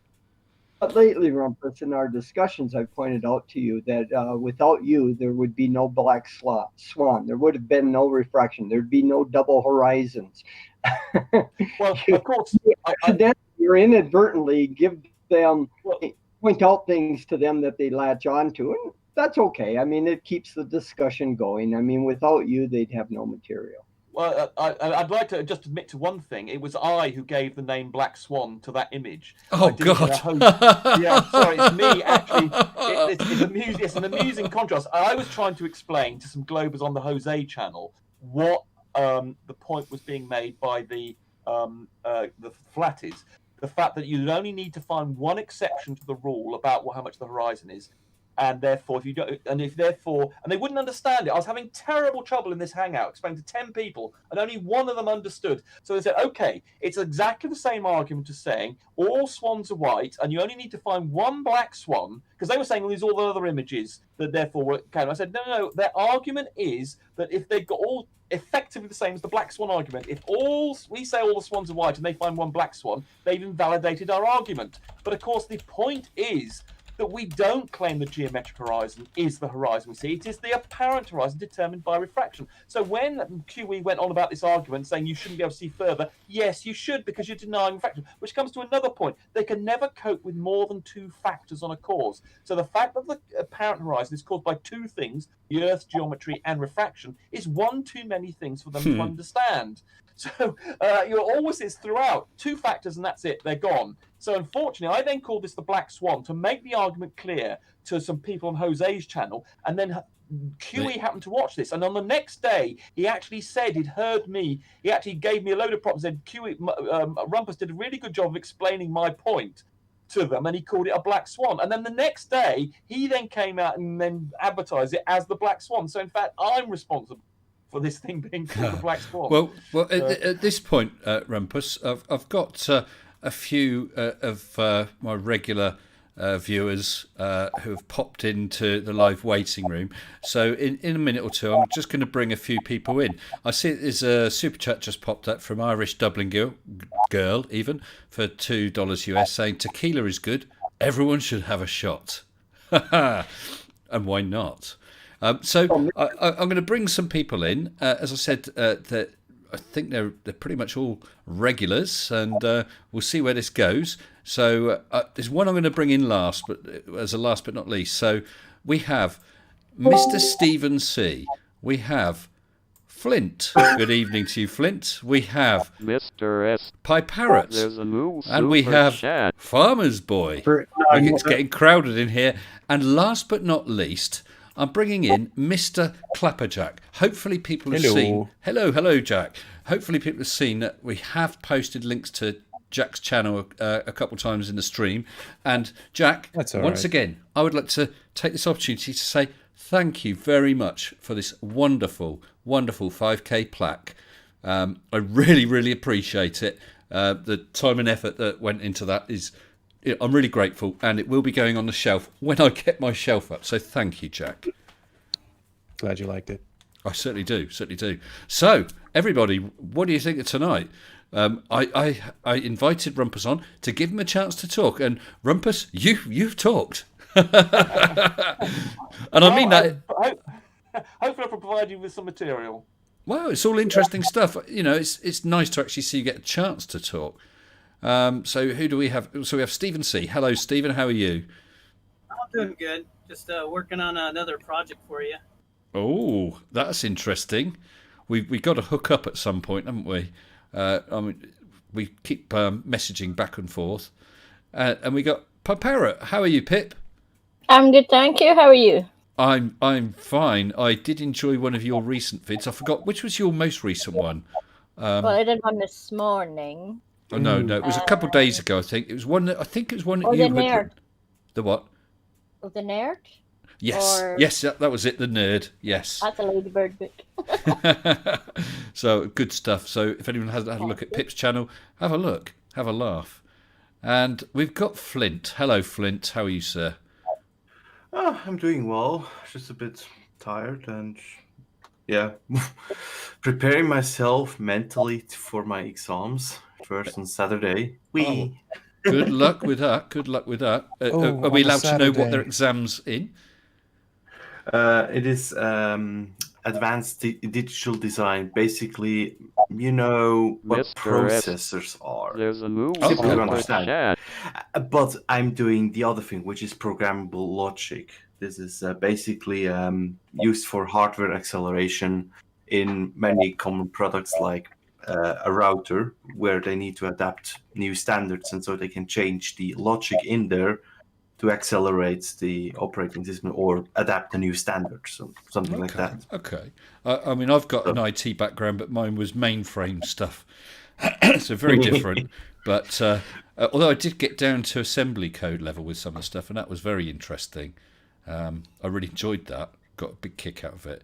And we've also got Farmer's Boy in here. Hello, Farmers. How are you? Mr. S. Oh, sorry. What? There's a new super chat. Stop Googling farmers. Well, I'll just take... Are you okay, pal? Yes, no, I'm all right, mate. No, I was just taking the mickey a little bit there. That's good stuff. Well, before we get stuck in, and I'll let you all loose, I've got a couple of super chats come in from Digital Demonic Davros. Super chat at $2 Australian, saying #Big Pharma, the new worm order rules the globe. I don't know what #Big Pharma is. Oh, Pharma spelt with an F. Aha. Yes. Yeah. I gotcha. And Johnny Ragadoo has super chatted $5 US, saying, I've been calling Oakley's oil rig photos his BS Black Swan pictures. I've been hoping someone would steal the phrase. Yes, BS Pictures. Totally. That had crossed my mind as well, but I've been steering clear of the Black Swan. I've got sick to the blooming back teeth with it. Yep. Yeah, fed up hearing about it. Yeah. Yeah. Oh, sorry. Mark says that I look more like an ICL man. I don't know if you've seen a previous stream, but oh yes, ICL ME29 and the 2900 series VME. So we won't talk about that tonight. Anyway, so what does everyone think about what Rumpus has been saying? And George, although George came in later, what do you all think of it? And Oakley and... Perhaps you should have a vote. Actually, just out of interest, let's just quickly run down. And Rumpus, this is only for fun, okay? I want to ask each of you, do you think Rumpus should continue to appear on Oakley's? Do you think he shouldn't, or you've got no preference either way? So what do you think, Jack? I think that it's always fun to hear from Rumpus and just getting Oakley completely unhinged. I love hearing that. Ah, so that's a plus then, Rumpus. What about you, Farmers? I'll pocket that one. Farmers Boy, what do you think? Or have you not seen him on there? Oh, he's gone away. Oh, let's skip to you, Flint, then. I mean, I heard what Oakley is doing, and I'm just like, yeah, that man doesn't even listen to anybody. It's like, yeah, he has his narrative, and what I've now heard is like, yeah, well, he's just an actor, and meh. I mean, if you like doing it, do it. I will not stop you, and if you gain something from it, that is good. If you at least advert somebody to start believing this shouty guy, then it's a good cause. But What about his otherwise, followers? What do you think of his followers, though? Do you think they need to hear alternative input? Absolutely. I mean, of course. I mean, if you just actually reach somebody in like just saying, "Hey, look this up," and he was like, "Oh yeah, I could." It doesn't need to change him, but it just need to spark the thought of actually thinking outside the box, which I think is great. And if it doesn't do anything to you, as in for me, it's like I have to take sometimes a break from all that engaging in flat Earth and everything, because it's doing too much a strain on myself. So yeah, if you can deal with it, then. You're a bit neutral, or you're being diplomatic, or you're neutral. I'm Swiss, so best answer of the night, pal. Very neutral. Well, thanks, Flynn. Thanks for the comments. And you're welcome. I presume that well, George has already said something, but would you be a yes, he should continue, George? No, he shouldn't, or either way? George has changed. I'm indifferent to it anymore. I mean, I just like harassing Rumpus on our... So what about you, Pip? Have you ever heard Rumpus on Oakley? Yes, I have. I don't know why he bothers, quite honestly. I wouldn't give the man a time of day. Okay. He's just attention seeking. I Hey can there, understand that. a brand What new am I shiny asking? That's a valid subscriber. position to hold. Mr. Sensible, an observation I've made regarding Oakley's show. If anybody knows anything about wolf packs, it's very much like a wolf pack there, where Oakley is the alpha wolf, and if any of them stray too far, he bites them in the ear. And this is particularly with with Arwen. Arwen will sometimes go and accept maybe there's gravity, and Oakley bites him in the ear and brings him back into the fold. It's the behavior is very much like a wolf pack. Yeah, as soon as you said that, George, I thought of Arwen. I've seen that happen where Arwen said something, and that's a good description. He got a nip from Oakley just to keep him in check. Definitely, I think you're right there. Yeah. And Stephen C., what do you think about Rumpus? Should he carry on Oakley's channel, stop, or again, are you indifferent to it? Well, my take on Oakley is very similar to Ken Hoban and even the other Nathan. They all in it for the money, and I think that what Rumpus is doing is trying to at least put the seed of hey, go check this out. Don't believe everything you hear. Mm-hmm. And I think that would be a good thing. It's all a matter of how much he can tolerate the BS that comes out of that guy's mouth. He kind of drives me crazy because you can tell the ego just listening to him. Now, I don't know Oakley as well as you guys do. I just kind of like listen to him here and there. And I have to turn him off because after about 5 minutes, I'm like, I'm done. But you're not alone. As far as if he should continue, that's how much can you tolerate before you have to go and brush your teeth or whatever you got to do to get it out of your system. But yeah, he could continue as far as I could see. Yeah, I don't want to be on there so much to provide him with two. Indeed, that's the Pip was making effectively as not bringing him at all. I certainly don't want to be holding in any way enhancing him or providing him material. But so it's a difficult balance. But I think that some counterpoint is required. But I can understand people saying he's like Stephen was saying there. He's an obnoxious git. Why should I get involved with someone who's obnoxious? But I say he's got some followers who just follow his every word. And I think they need to hear an alternative voice, even if you regard the guy as being a git. Well, I think this is not a scientific poll, but I get the feeling that on the range that's more positive for you continuing than negative. So, but of course it's your choice anyway. I think I'm quite neutral as well, in that I do agree with you, Rumpus. It is good because the reason I do this debunking is. If one person listens to something I say and doesn't go down the rabbit hole, then it's a win. So I do get where you're coming from, sowing that seed for people who might be listening to the stream.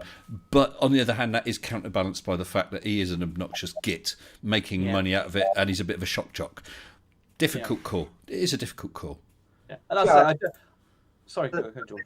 Yeah, the thing is for the panel members, nothing that anyone says is ever going to change their mind. I mean, no. I kid around. To me, the 10th man and Chocolate appear to me to be having this contest of who can stick their head up furthest Nathan's ass. Every day they're giving them accolades, and one is trying to outdo the other and praising Oakley and his so-called quote-unquote debate techniques. It's very culty. Yeah. QE's even worse because he actually provides some of the intellectual underpinning for a lot of Oakley's thoughts. For instance, the Coriolis stuff and the gravity and the second law thermodynamics stuff is actually basically all coming from QE. And the scientific method stuff, he just picked up from QE all this stuff about the scientific method and the 5 stages and this ladybird version of how science works, and also the fact that science is the scientific method. Well, there's much more to science than the scientific method. Science is just simply the study of the physical and natural world. The scientific method is just simply one means of doing that, and also doesn't require experiments. Observations are also part of science. If you decided to measure, for instance, the length of the day, that would be science. It's just an observation, but it's still useful science if you do it accurately and do measurements. Like working out observing how quickly things fall, for instance, that's science as well. It's not necessarily an experiment. You can just measure these things. Oh, that sounds interesting. Actually, you really should watch this stream on Saturday with regard to quantum eraser and things falling. That gets involved in it. Okay. Well, perhaps I might join you afterwards. Perhaps if after your debate, I might come chat as well, because I've got quite a lot to say about QE. Rumpus, the interesting aspect of this is in talking to Quartus. I don't know if you know who Quartus is, Mr. Sensible, but he's on Jem's channel, and he's been around for quite some time. He's quite an intelligent individual. So what's his name? Goes by the name of Quartus. Quartus. Quartus. No, not heard of him. That guy. He has quite a bit of history regarding flat earthers, the comings and goings, who's been around, who hasn't. And he once told me that about 5 years ago, a quantum eraser tried doing this very same thing, and it kind of went over like a lead balloon, and he never got anywhere, and he just kind of disappeared for a while, and he's reemerged on Nathan's channel. Nathan's given them this soapbox platform, and now he's in seventh heaven. He's God on that channel. And so he's really kind of coming to his own as far as being able to spew his bullshit and religious fundamentalism. But when me and Rumpus Rumpus and I were talking earlier on, talking about the motivations behind it, especially for Oakley, I wonder even more so about someone like Quantum Eraser, because he seemed to be providing so much material for Oakley. Oakley's obviously getting the benefit of subscribers, super chats, and all the stuff that goes with it. He seems to get very little payback for what he contributes. Oh, no, I mean, I think with Quantum Eraser, it's basically an ego trip. You know, he doesn't monetary compensation. He's got this platform, and he's treated like a god. By Oakley. That's exactly it. Yeah. Yeah. And by other people who, I mean, he won't tolerate any his ballbusters thing. He just simply asks this group to follow what he simply reads out his script. He gets 5 people to say, yes, that's well done, QE. And of course, he's got a religious motivation for the flat Earth. He's heavily religious, and he believes that the Bible says the Earth is flat. Therefore, he's got to spread the word. Follow it through. Yeah, he's an evangelist. He's got to spread the word. So the more people he has around him who are engaging with it. And also talking about Cortus, I mean, it was on that Fed channel that Cortus and I first met up, and that's when I had the debate with QE. And that, as I say, he was demolished, and he's never had a debate ever since, because I think he suffered so horribly in it. There's a thing with these flat earthers that I notice a lot of them when they get into that mode of flat earthing, and they spout out all their stuff, and it's pretty much a parrot of Eric Dubé and all the beginners that started all this movement. And I noticed that they get involved in it and they can't go back. It's like they're stuck. So if you can get a flat earther to get unstuck, they will come out of it. And I saw an interview with an ex-flat earther. He got chastised for leaving the group. So when you said earlier about him being like a wolf pack and nipping the other one on the ear, that reminded me of that interview. There was one guy, even though he got bit, he still stayed out. He kind of realized what was going on. Well, I'd just like to jump in there and say I've just had a super chat from Larry XK, one of my patrons, for $10 US, saying, "Congrats on 5K, Mr. S. I was lucky to be on to catch this live stream. Nice to see you live again." Well, thank you very much, Larry. I really, really appreciate it. I really do. If you really want to get to a Quantum Eraser and smoke him out, I found a way to do it. He's very sensitive to being called out on his military status. I won't go into the details. I had someone. This is this radar thing, isn't it? Oh, his military service is I think it was on Jose's channel about a month ago or so. I called QE a stolen valor military pog. Mm-hmm. That's quite an insult in the military circle. Yes, it would be. And he had his groupie, Betty Van Velsen, call me on Skype. She called me on Skype and immediately got into the call and took over and started screaming at me and just carried on. He really went ballistic and really got angry, and I just hung up on him. And but that's one way you can really get under his skin. But is it? I seem to have heard some sort of rumours. Is it the case though that QE did show that he has military service, and you had to accept that? Is that correct? Military service. Sorry, you broke up. Can you repeat that? Yes, he does have military service. There's no doubt about that. He was in the military, but he does not have the credentials that he claims. He was not in reconnaissance. He was basically a nutritionist that helped overweight enlisted men pass their medicals. Sounds a bit like JM Truth, doesn't it? Oh, yes. I want to give a shout out to Frank de Boer in the chat. If you're interested in something like Anthony Riley's antics, I think Frank de Boer in the chat has got a video detailing 50 lies that Anthony Riley has performed. I think the video is about a year old or more now, but it's an excellent compilation of sins that Anthony Riley has committed as part of that little team of people. The Sins of Anthony Riley. That sounds like the title of another video, doesn't it? And Clive Wells also has made a good point about refraction being frequency dependent. So we were talking earlier about the refraction of light. It is actually dependent on the light wave. Things like radar, for instance, bends less than light. So the thing is that there are masses of technical details which no doubt are very hard for a lot of people, certainly for me, to understand. But you should be able to accept and grasp the fact that there is an amount of bending, even if you can't do all the I couldn't do all the calculations. Hey, I'll hold my hands up and say that I'm no mathematician, I'm no scientist, but I do understand the generality, what's happening and why. This is also the amazing thing about flat is they reject, because they don't understand society, science, and the way the world works. They reject authority, whereas people because they don't understand something, they therefore reject it. Whereas people like myself and George, who have had to been educated in the sciences,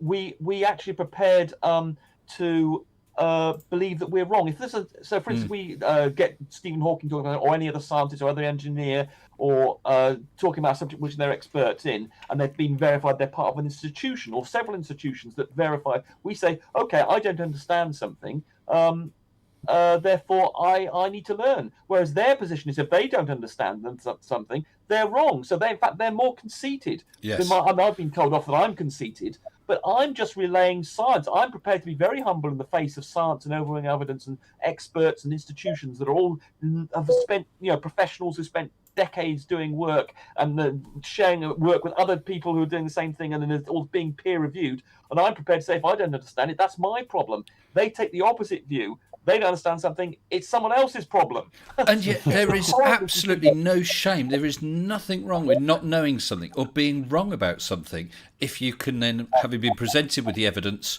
turn around and say, hey, I've learned something. Now, I was wrong about that. And as I said earlier, they don't want to learn. No. Their defense, their shield of stupidity is a defense against logic, evidence, and reason and science. And provided they keep themselves stupid, they can defend against arguments by simply not understanding what the hell you're talking about. It's a defense mechanism that they use. They don't. It's not that they don't want to learn. They don't want to learn from someone that is going against the grain. Oh, I don't think they want to learn. Period.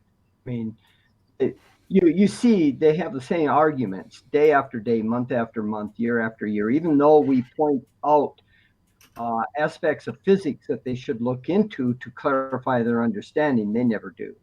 I want to clarify. I wasn't talking about the leaders. I was talking about the followers. They do want to learn, and they're just caught in this whole mindset. And these guys have convinced them that everybody's lying to them. That's the easiest way to. It's a form of indoctrination. Yeah. They use this technique. The terrorists use these techniques to get new followers. I was just going to say it's cult-like behaviour.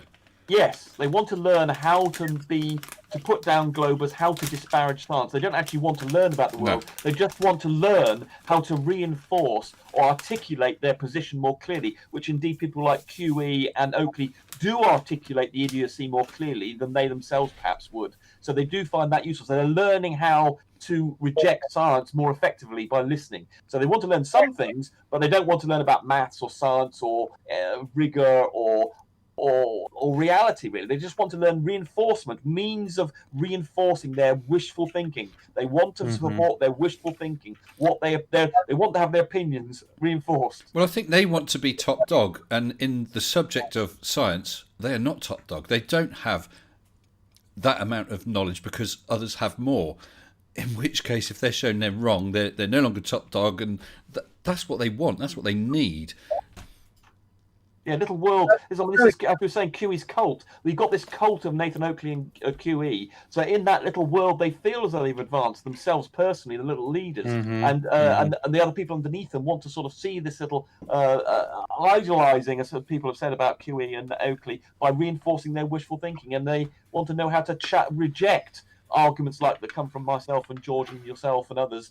They want to learn how to at least come up with some sort of debating technique to fight off those things. That's so very true. I mean, on Nathan's show I tuned in last week, there was some young man on there, I forgot his name, what he called himself.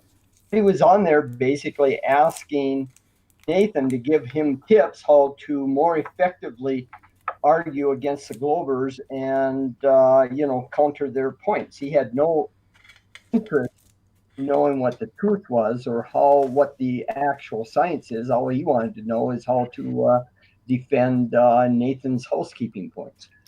Because the easy way would be to show the evidence of their position. If they could do that, they won. But of course they can't. Gas pressure without a container. Oh, God! Someone says gas pressure got to have a container. Oh, I'd love to go. I must do a video on this at some stage. I mean, it's just insane that I haven't done something about this to let them get away with it. And my quick explanation: the reason you don't need a container is the same reason if you throw a ball up, it comes back to you. Same that the gas molecules do exactly the same thing. And there's a marvelous demonstration of this on Mick West's channel where he shows a little dynamic system of objects, atoms with gravity on simulated artificial gravity, and showing how the things come back. And just like throwing up a ball in the air and the ball comes back, so do the gas molecules. They've got a speed of about 2,000 miles an hour. They go up, but they've got this force of gravity coming. I mean, this is another classic from QE. He said, how come the force of gravity goes down, yet gas molecules, I look up in this citation, that gas molecules are going in all directions.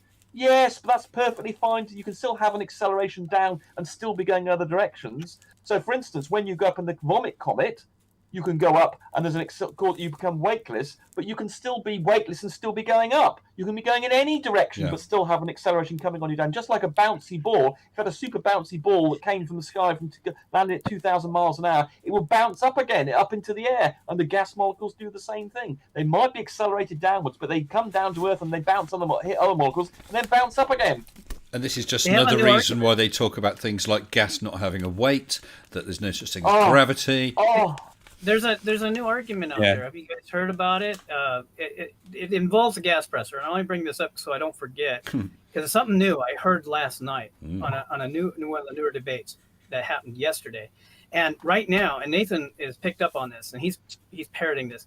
They're saying that the reason why there's a difference in pressure going from the ground up towards the sky is because there's claiming that the above air is being heated, and down below, new air molecules gas molecules are being introduced through the Earth's crust. That's the new thing that they got. So if that was the case, either the pressure's going to increase and increase and increase, or it's escaping. Yeah, or it's escaping away into space, which they've denied exists. No, Mr. S. The dome is perforated, you see, and the waters from above are not dripping down because the holes are too small, but air is escaping. Perhaps it does on occasion, and that's rain. The dome is like an electrical diode. It only allows flow in one direction. Oh yeah. They also say that there's an electrostatic charge in the dome or something like that too. And literally, this is the new thing that they're spouting out, and I think they got it probably from either Eric or one of these other idiots that it has a better understanding of some science, but they're just adding to it to try and so they can use it as ammunition against the rest of us who try to tell them, hey, that won't work. I must make one other point about the gas pressure stuff, which I must include in the video. Which argument is if people do get the chance to ask them whether or not gas at high pressure will always go to an area of low pressure, and then if that's the case, then the gas pressure, the atmospheric pressure in your living room and in your bedroom, if you've got another first floor, is different. Why is the gas in your atmosphere in your living room not shooting up to occupy the air? Made that point many times about the gas, the atmospheric pressure at sea level of 14.7 pounds per square inch. Why doesn't that rush up to the top of Everest? Exactly, that's the point. I make that point myself repeatedly. They were talking about that. McToon pointed that out to Nathan and his cohort, and they were saying that there was some kind of electrostatic charge, and then that that was being heated to prevent it from rushing, and then there was air being introduced from the ground. They were putting that out, and they were pushing that agenda. And what they didn't understand is that McToon actually knows electronics well enough to know that there's no electrostatic charge that would do that. It's like impossible. And it would have to be in whatever charge or whatever it is that's preventing that movement would have to be in a gradient going up. Mm-hmm. You could carry this a step further that I tried to point out to the flat earthers over a year ago is all you have to do is look at the oceans. You go down a mile in depth, you're talking thousands of psi. Well, why doesn't the ocean's waters, rush up into the atmosphere, given that at depth there's such a high pressure? Yes, Probably and because also, water finds its level. Don't say density. Watch. and of course, the example that's given often by QE and Nathan Oakley about the expansion, the effect of gas pressure. So when that bromine example where they have a chamber that's got a vacuum in it on one side of a chamber and then a bromine gas in another, and they open up the valve and it shoots from one to the other almost instantaneously. I think there's a Stanford example. Now, that's a difference of one atmospheric pressure between the two sides. But Everest is at 30% of the pressure of the ground.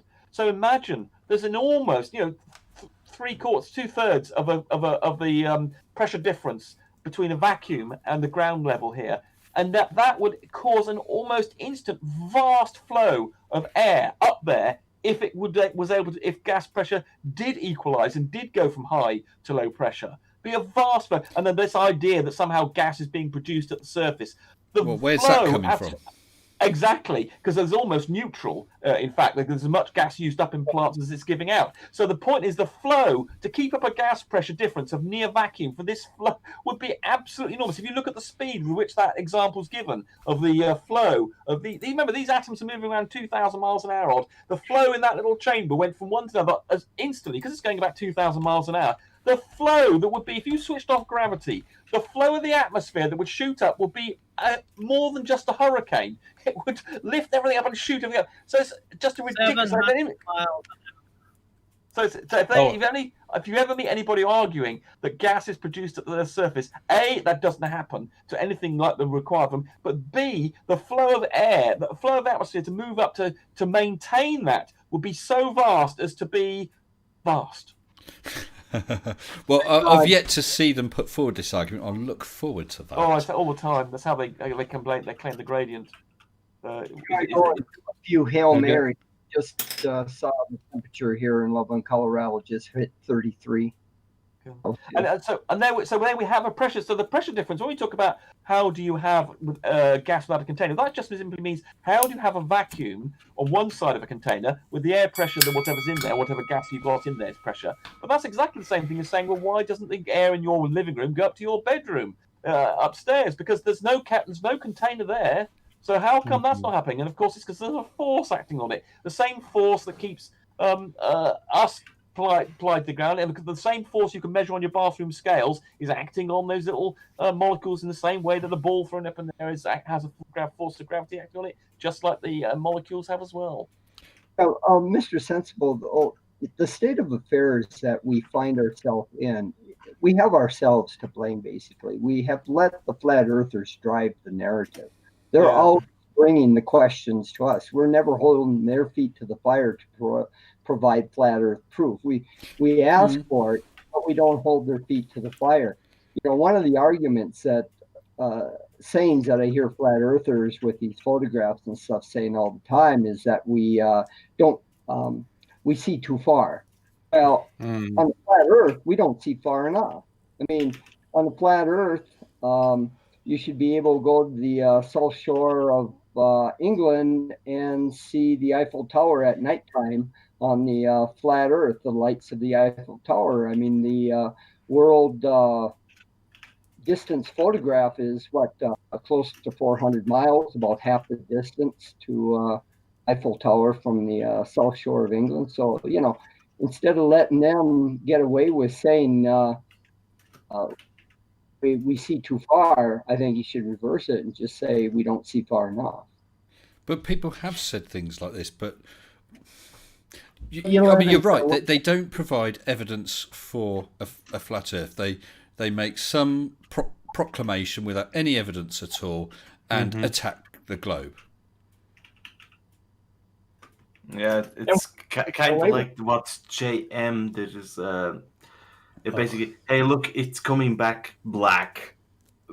What do you expect? Something that spits out fire on one end and travels basically through the flame back to Earth shouldn't be black. Have you ever stood in a fire? Yes, that's what's basically. Oh, you talk about the SpaceX runners. Yeah. JM thinks Yeah. he has credentials because his diploma says master's on it. But The guy master films videos in 480p. of wrongs is what it is, because he's wrong about half the stuff he says. But he is I mean- outstanding in his field. Yes, he's always standing in a field, throwing stuff behind him, to pick up all that trash. Oh, he's so you know, precious. Go on, Jack, please. Speaking like of SpaceX stuff, you know, I've kind of been thinking this like off screen and all that. You know, I kind of realized that Elon Musk is just going to kill the flat Earth single-handedly. He's going to crush it with his hand, like, because the things that this man has planned is just insane. Yeah, well, that's what I've been saying. Give it 5 years. 5 years from now, it's going to be adios flat Earth. Only the extremely stupid that bury their head in the sand is going to be able to walk away, still claiming that the Earth is flat. So, but yeah, they're gonna come up with something. Well, I was going to say, so if you had a button in front of you, and you press that button, and instantly all those flat earthers no longer believe in the flat earth. I'm not talking about closing down their channels. They could carry on if they want, but none of them want to because they all realise and know now it's a globe. Where do you think we'd be then?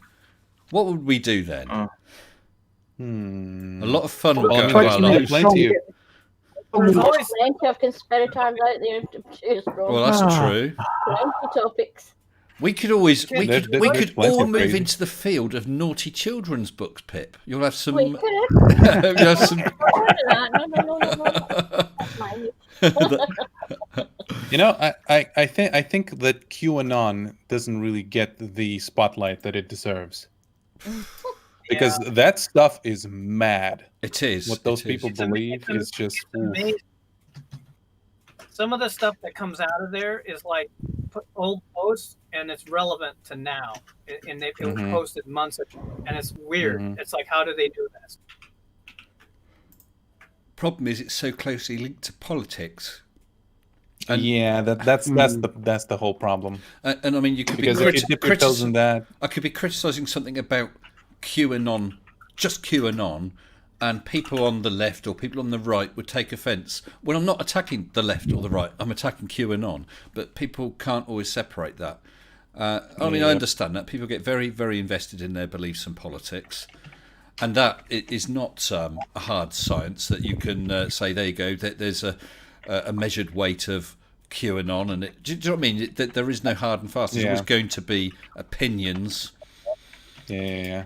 I like Neil deGrasse Tyson's comment. He said there's three truths. There's personal truth, there's political truth, and objective truth. And he always strives for objective truth. And I thought that was a real powerful statement. And most people don't even realize it. Well, I was very lucky. I don't know if you've seen the adverts for, is it Masterclass? And Neil deGrasse Tyson and some astronaut advertise a series of videos. Oh, yeah, I saw that. Yep. My daughter and her husband, I'm still getting used to saying that, but my daughter and her husband bought me a year's subscription to that for my birthday. So I'm actually working through the Neil deGrasse Tyson ones. It's quite interesting. It seems very pricey, but I was very grateful. I watched one actually today, and I just noticed there's a workbook that goes along with each course. I think course is the wrong word. It's more getting inside the heads of these people. It's quite interesting seeing Neil talk more freely. Non-sarcastically? Yeah, he's just talking about things. He was talking... Oh, gosh, I forgot what the latest one I saw was. I'm not far into it. But it was good fun. And it's interesting stuff. And I'm hoping he'll give me some... In fact, he did give me some ideas for a video. Unfortunately, I can't just cut and paste his video and just put my title on the front. I'll have to do stuff myself. But yeah, it's interesting stuff. I'm looking forward to it. And there's also, forgotten his name, one of the astronauts is on there as well. So I'm going to be following his course. Can never remember his name. Can't remember his name. I'm sorry, Pip? Chris Hatfield? I think that's it. Yes. Yeah, I think that's it. Hey, maybe I get an actual astronaut to do a short video for me. It was like looking at his page, like, well, that's gonna be either expensive or I'm gonna do a lot of talking. Well, Mr. I mean- Otto Pants has said, I'd say these masterclass things are probably just full of info you can find for free. I'm sure information-wise, yeah, you can get all that information. But it's quite interesting seeing someone like Neil talking about science in general. That is interesting. I always admire him because he knows how to speak and really grab you when he talks. It's like really cool. Science communicators, it's an amazing skill. I mean, I remember when I was a kid watching Cosmos with Carl Sagan. Absolutely phenomenal. The original Cosmos. Yes, that was. I was fascinated by that. Yeah. What was that? What was that? Late 70s, early 80s, something like that. I think you're about right. Yeah. Let's have a quick Google. Google's our friend. But someone said about having an astronaut on stream. Didn't have an astronaut, but 3 times I've had Mr. James M. Skipper, who is a retired NASA senior test engineer. Hey there. And that was A fascinating. brand new shiny And he's subscriber. still toddling around because I've seen him chatting on my commenting on my videos. Lovely guy. I will have him on again. And that was brilliant. We talked a lot about that whole business of Plum Brook, the NASA place where they've got the large vacuum chamber. He didn't work at Plum Brook, but he worked at other sites, and he was actually a test subject for the Mercury spacesuits and was taken down to hard vacuum at oh gosh, I can't remember what temperature he said, but minus 270 something or whatever. Doxing my age, Crafty Keeler. Yeah, well, you should see Creaky. Creaky's trying to hide his age. He's my elderly cousin. Mr. Sensible. Yeah. I will post in chat here the YouTube chat on the channel a talk by Neil deGrasse Tyson I came across last week. It's very, very good. He was speaking at a conference in Dubai regarding the future of space travel and colonization and why we haven't been back to the moon. Of course, this has been one of the questions, that flat earthers ask a lot. And I explained this on Ranty's show before I saw this video that, the motivation to go to the moon was basically at the height of the Cold War to beat the Russians there. It was, we really were in fear of the Russians dominating space. And many of these young people that visit these shows have no sense of history and really don't understand what the world was like back then. And this is very good for everybody to watch. And well, if you've got a link to it, George, if you drop it in either general chat or the lounge, we'll repost it on the stream. It's going in chat right now. And out of interest, it was 1980. Mr. So right on the cusp. That was right on the cusp. I knew it was around about then. Yeah. Well, just while we're waiting for that link to appear, I've got a super chat from Jake Street for €2 saying, "Great job, man. Can you help me put a flat earther to rest?" Well, do tell us more, Jake. Please contact me if there's something I can help with. Do you own pigs? I can't post the link in chat. No. If you post it on the Discord server in either the lounge or general chat, it's a few rooms above us. Yeah. Yep, I got it. And then there it is. It's in lounge. In lounge. Okay, let's read the World Government Summit thing. Okay, with Tyson. Let me just grab that. Let's post it again. And here you go. It's in the stream. Oh, has it gone in? Yeah. Yep, it's gone in. It's in the stream there. Very talk. I mean, Tyson is very good in general. I don't care for him a whole lot like Rumpus with visit, but I mean, the man is effective. He is a very effective speaker. Yeah. But he's a real target for those people, isn't he? Oh, they hate him so much. Have you seen actually FTFE and Team Skeptic had like a woman named Karen on stream, and I kid you not, she refused to say Neil's name, and she referred to him he who should not be named. I just don't understand it, because Not my sword. if he says something, then just show the evidence why he's wrong. And if you did, I'm sure he'd say, wow, I was wrong. I can't believe it, but I was wrong. I've learnt something. But no, just attack the man, not the ball. Yeah. Neil's always said that in science you strive to be wrong so that you can get things right. Yeah. Yeah. It's always amused me because the flat earthers keep saying, "Oh, he's your high priest. He is the greatest physicist and whatever. You all worship him." 3 years ago, I'd never heard of him. What, Neil? Yeah, if prior to me finding out about the whole flat Earth nonsense, which is probably about 3 years ago, if you'd said to me, "Who's Neil deGrasse Tyson?" I would have said, "Haven't a clue, mate." Who? That's actually the best thing about this whole flat Earth stuff, because we learn through them. Yeah. Oh, I've learned masses since I've been doing this. The number of things I've looked into that I probably just wouldn't have bothered, or wouldn't have crossed my mind.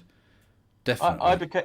I became aware of Neil deGrasse Tyson in his fights with Richard Dawkins. He complained that Richard Dawkins was too abrasive and confrontational in his approach to telling people about God, etc., and challenging that. Yeah. And Neil deGrasse was on the other side fighting this, and I was obviously I'm pro Richard Dawkins' approach, as you might have guessed.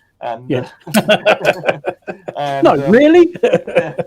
I'll let you know. I'll explain it to you all later, Farmer's Boy, in detail, at length. No, you're right. Okay, you've got it. You can Google it. Yeah, you can Google me on that subject. Yeah. But Neil deGrasse Tyson, I was thinking rather superficial. He's more style than substance, and he's much more interested in emphasizing things in a particularly flowery, on floral language that I don't like. And he seems to be trying to make more of an impact rather than actually saying stuff. And it's all too much for the cameras. And he tries to make something more dramatic than it is. Whereas someone like Richard Dawkins, although he's confrontational, he does get to the core of the argument and other people. So I don't think I think he's got a PhD in physics, but I just don't get the feeling he's that bright, really. Wow.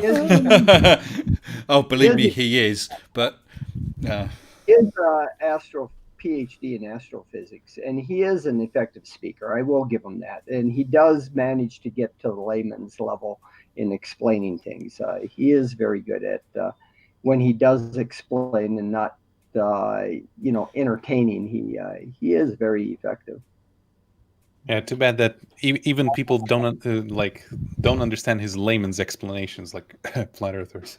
Yeah, he really dumbs them down. Yeah, he dumbs it down too far for me. But remember, Rumpus, you're probably not that's stupid. You're not the target audience, perhaps. Indeed, I appreciate that. But even then, I think there are ways of saying it without dumbing it to quite the level he does, and still being understandable for people who know nothing about science. He almost tries to make it a sort of personal. I hate it when science tries to use the centre on the human condition or something about science. Science is quite strong enough to manage by itself. It doesn't need to have your feelings for it or something. That's irrelevant, utterly irrelevant. Solid objective facts are what you're after. I know it's more. You want to make it accessible and friendly, etc., but you don't need to overdo that. But I think there's plenty of people, Rumpus, who won't just listen to dry facts. Agreed. I agree with that. You do have to involve them in a different way, at a different level. Yeah. I completely agree. You can't just present them with a differential equation or even an equation like Newtonian's thing. You cannot do that. You have to say, look, how do you think that, for instance, we don't feel any movement when on the Earth? We're going around at 64,000 miles an hour around the sun, and when you go rotating 1,000 miles around the equator, you can get those key points and engage them, and then focus on the facts, and then present it in an interesting way. And how would you feel? What happens if you're on a train that was doing 1,000,000 miles an hour? Do you think you'd be able to pour yourself a drink on that thing? So there are ways of doing it where you can keep to the facts, engage with ideas without making it some sort of fluffy, friendly, sort of Jackanory sort of thing. But I'm afraid people or Pippanori, yes. But people are very different, Rumpus. They really are. I'm not. No, you're not. But even if they, maybe some people don't want it like that. They want the story. And I remembered what it was I watched with Neil on this masterclass today. Was it this morning or whatever it was? He was talking about gravity and how the mismatch in Uranus's path made them calculate where Neptune was, and he was explaining how difficult that was working it the other way round. Then they noticed there were issues with Mercury, so they started looking for a planet closer to the Sun than Mercury. I forgot what they called that now. Vulcan. It's called Vulcan. They actually looked for a planet called Vulcan and couldn't find it no matter what. Right, you bring up a good. Then with Einstein, they which was not targeted at things like that.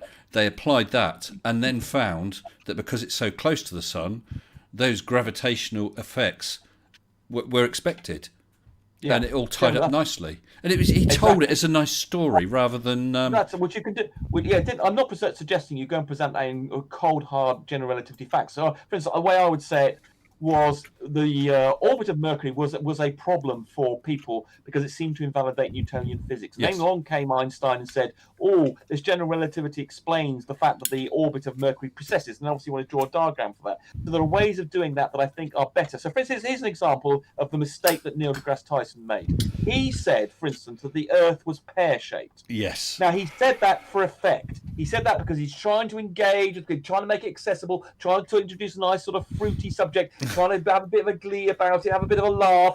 It's pear-shaped. Yeah, and all this time we've been saying it's in fact it's pear-shaped. Hold on, let me finish. So he's saying, look, it's pear-shaped, and so emphasising this, and that's a bit of a laugh, a bit of a giggle, and of course it's completely a stupid thing to do. It's a desperate attempt to try and engage people with a bit of fun and a giggle, when in fact it's not pear-shaped, and to hint that... He clarified it further on in. Yeah, I know he did. But to make it at all without putting it in context and saying this effect is absolutely tiny, but he overemphasized it to the point that now that all the bloody flat is picking up. Yeah. And it's just I agree with that. Right. So he didn't put it into the context. You've got to say, it's very slightly wider in the southern hemisphere than it's not. Therefore, and then you can do it. So you don't have to use this hyperbolic language that he does for effect. And he corrupts the message by doing so, and that's why I think he's an idiot. Well, he's talking to children a lot, and I think he's probably trying to engage both the adults and the children at the same time. And I think that's why I don't know. There are ways of doing it without using that sort of language. Well, you just have to be careful because there are people like those flat earthers who will take things out of context, who will accentuate certain bits and minimise others, and just downright cherry pick and lie. Yeah. They're just going to point to him and say, look, this guy's an authority, and he said a dumb. That means everybody is wrong. Aha, I win. Well, according to Craft Tequila, I have no clue about people. There we go. So that's my problem. I have to agree on the part with, I don't know people, which is like, you need to know people to actually, you need to engage with them, you need to listen to them, you need to actually do something with them. Last couple of times I had de-escalation was my forte at my last event, and it basically went like this. I went there, listened to the person, said, yes, you're right, but have you seen it from this angle? Then went to the other person, did exactly the same thing, and told them, have you seen it from this angle? And then said, now you two talk, and I don't want to do anything with it anymore. Dealing with these things is really difficult. And Sleepy Dan is saying, by my logic, scientists shouldn't say anything because you can always cherry pick it. Yeah, I accept that everything can be cherry picked, but you can still avoid falling into traps like he did. You do not need to hyperbolize things to the point that Neil deGrasse Tyson does. And there are ways of doing it that I think Neil deGrasse does it poorly in a sloppy language. But I think, Rumpus, that scientists are quite different than the general public because there is an honesty, a willingness to learn, an acceptance that you could be wrong. I always remember, I don't know if you've come across Thunderfoot Yeah. No, he everybody had a knows debate. I forget who it was with. It might have been Kent Hovind or someone, and He had a debate with an Australian. He had a debate with an Australian. Oh, a was long it? debate. The guy from the Ark place. But anyway, he was having a debate, and he quite coldly put forward his facts and so on, and the other guy ran rings around him, not because he was right, but because he knew how to speak to people and how to make a convincing argument, even though absolutely Thunderfoot had every single fact on his side. I agree with you, but I don't see why it's not possible to do both. I don't think Thunderfoot is a very effective debater. When I agree. That's what I'm saying. So yeah, but I'm saying it's possible to do both, and I'm looking for people who can do, like Richard Dawkins, for instance. He's capable of not going into ridiculous, childish hyperbole like Neil deGrasse Tyson does. He's able to communicate clearly and stick to the facts, and he is an effective communicator. And Thunderfoot is not. I've seen him in numerous debates. He's always very poor, unfortunately. Yes, that's right, because he's an amazing guy who's got an amazing amount of knowledge, and he produces some brilliant videos, but debate is not his forte. Definitely. Agreed. And so I'm not saying advocate. I mean, you're picking on. You're implying that I'm only going for people who are just going to present raw facts. No, I'm not doing that. Just because I'm criticizing Neil deGrasse Tyson because I think he's not quite an idiot, but I think he's ineffective. I don't like his style. I think there's other. That doesn't mean to say that you want to. I just want to present people with a scientific textbook. No. Which I think what Keeler is on implying that no, I'm not suggesting that. Brian Cox is a little. Brian Cox used to be in the Neil deGrasse Tyson camp, and now he's moved gradually. Well, actually, no, his last series was a bit. Is there anyone you do like, Rumpus? More to the point. Yeah. Sorry? What do I like? Anyone you do like? I like Richard Dawkins. I like Brian Cox has improved a lot. I like his stuff. But Brian, is it Jim Al-Khalili can be Oh good, yes, but he's good. sometimes... Yeah. Yeah, but I had to tell him off, and I went to one of his lectures. I had to tell him off. I said he was dumbing things down, and he had a bit of a go at me. And I then fought back, and I had people come back in the audience after saying, "Yes, you made exactly a very good point." They all agreed with me, so I'm afraid I'm going to go with my position. But there are other people who are. Thank you. God, I can't, How about Lawrence Krauss? 1 second. Yes, Lawrence Rumpus. Krauss is Yes, Lawrence Krauss is brilliant. Oh, Sean Carroll. Sean Carroll is the absolute superb. Also, another crap person is that Italian guy who seems to become very popular at the moment. There's an Italian guy who's written a number of physics books who I've seen lectures, and I think he's a bit of a Neil deGrasse Tyson. He's much more interested in getting some stylish message than actually delivering sensible and useful and educational experience. Rumpus, So I hope I answered your question, Pippa. Go ahead, Clive. have you listened to Neil like on Joe Rogan's podcast though? No, I haven't. No, I must admit, I would actually recommend you to like. Okay. I know that you have like a bit of a thing with him, but actually go and have a look because he like lays his thoughts way differently than those short little clips that you can see like flatties. It's pretty interesting because I did actually watch that like the whole thing. It's like a couple of hours, but it's damn worth it. The man is pretty good. Okay, thanks, Clapper. I will take that on board and have. Yeah, well, I mean, everyone is different. Everyone likes different. I mean, look at the debunking community. You've got a range from people who do nothing but just laugh at the other side, through to people like Bob the Science Guy, who do almost nothing but present good scientific arguments, and everything in between. And I like to think I'm somewhere in between. Well, Bob makes lots of mistakes, I'm afraid. I think the point I'm trying to make is Rumpus is we are an entire range from one end to another, because the audiences as well. Some people are going to love just the cold hard scientific facts going into the maths. Other people are going to like the silly arguments, the laughing and joking, but the points made, and everything in between. I think it's possible to deliver the cold hard facts with a human edge without going Neil deGrasse Tyson on you. Yeah, but not everybody can do that. That's true. Yeah, that's not. And not everybody can understand. It's that. hard. Yeah. It's pretty damn hard to do. It is. I'm not disputing it's difficult, but that's no reason to try and aim for that. Sure. Well, What an interesting conversation. We're at 11:24 now. I think we'll be going for I guess 2 hours 24, which is flown by. So I think that at this point, just like magic, absolutely. I think we're going to wrap things up now. So I'd like to thank you all for joining us tonight. Right, well, I'll quickly run through. Clapperjack, I was going to start at the top where you are. I do want to say, and I know I've said it, but I do want to thank you for that thing. It was really, really nice of you. And I'm looking forward to putting it up, so you will see that on my videos. So thanks for joining us tonight. Whoa! And Jack, what have you got coming up? You got videos due out? Yeah, I was planning to release a video this week, but I honestly have no idea what about. But I'm thinking Daniel Pratt, this whole thing that Creaky Blinder did. But then I'm like, I can offer more than Creaky did, but at the same time, Creaky already did that. And I'm like, it does make it hard if someone's just done them. Yeah. Tricky on that because it's oversaturates and people are like, I already seen that. And why but then on the other hand, I mean, who was it? But Where's Wally? Did a few Level Earth Observers. I've done Level Earth Observer. He's done Level Earth Observer again. It's a bit of fun as well. It gets them riled up. Yeah. I haven't looked at Pratt for a while because he went off all the flat Earth stuff and started talking about other stuff which I wasn't interested in, so I left him to it. So he's back. He's back. Yeah. He's back. Yes.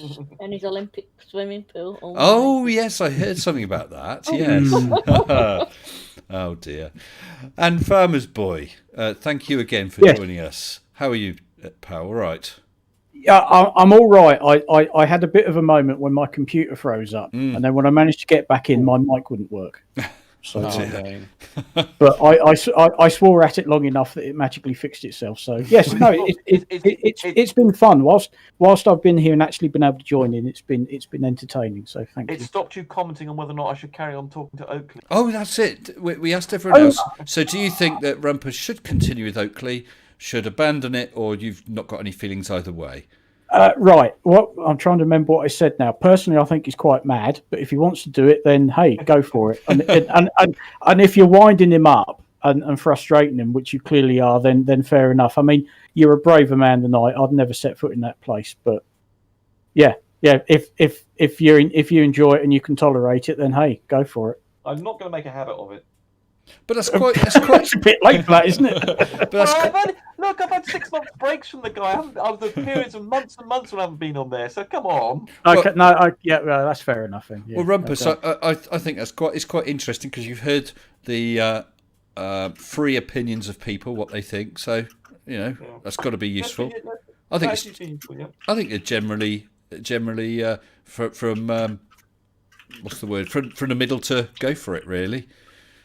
Yeah, I don't want to provide him with material, so I'm not going to make a habit of going on there. But just occasionally, just to make him look a bit silly, point out to his followers that there are alternatives, that there is science out there, and perhaps have an effect on them, and also to challenge my own ability to cope with a hostile environment. Well, fair enough. Yeah. And Flint. Yes. Saturday's coming. Honestly, that was a brilliant comment you made earlier about Switzerland. I loved that. It's fantastic. Yeah. For once, I could actually bring it off. Yeah. So So thank you. Thank you again for just dropping in. You're always welcome. Yeah, that's. I mean, it was a really good discussion about. Everything and how to read people, how to reach people. Yes, I didn't think it was going to go that way, but that was interesting. Talking about NDT and all science communicating, and that it was very interesting. Definitely. Yeah, I mean, I do presentations and I love doing that, and I just have heard that I'm actually doing it quite well, which is surprising to me because I think I'm doing a whole job.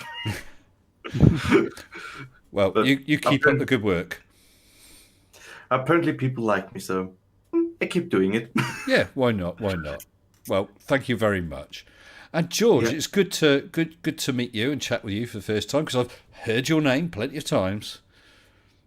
No, likewise, I'll be subscribing and tuning into your show. Thank you. One of the things you might consider covering sometime, and I find this very annoying, is flat earthers making these demands and with a stretch of convoluted logic equating Hey there. the fact A that brand new shiny NASA subscriber. and other space agencies with SpaceX and that aren't accommodating them, like turning the Hubble telescope around to show us the Earth from space, or like there's nothing better for these institutions to do than to try to satisfy 100 people, Exactly.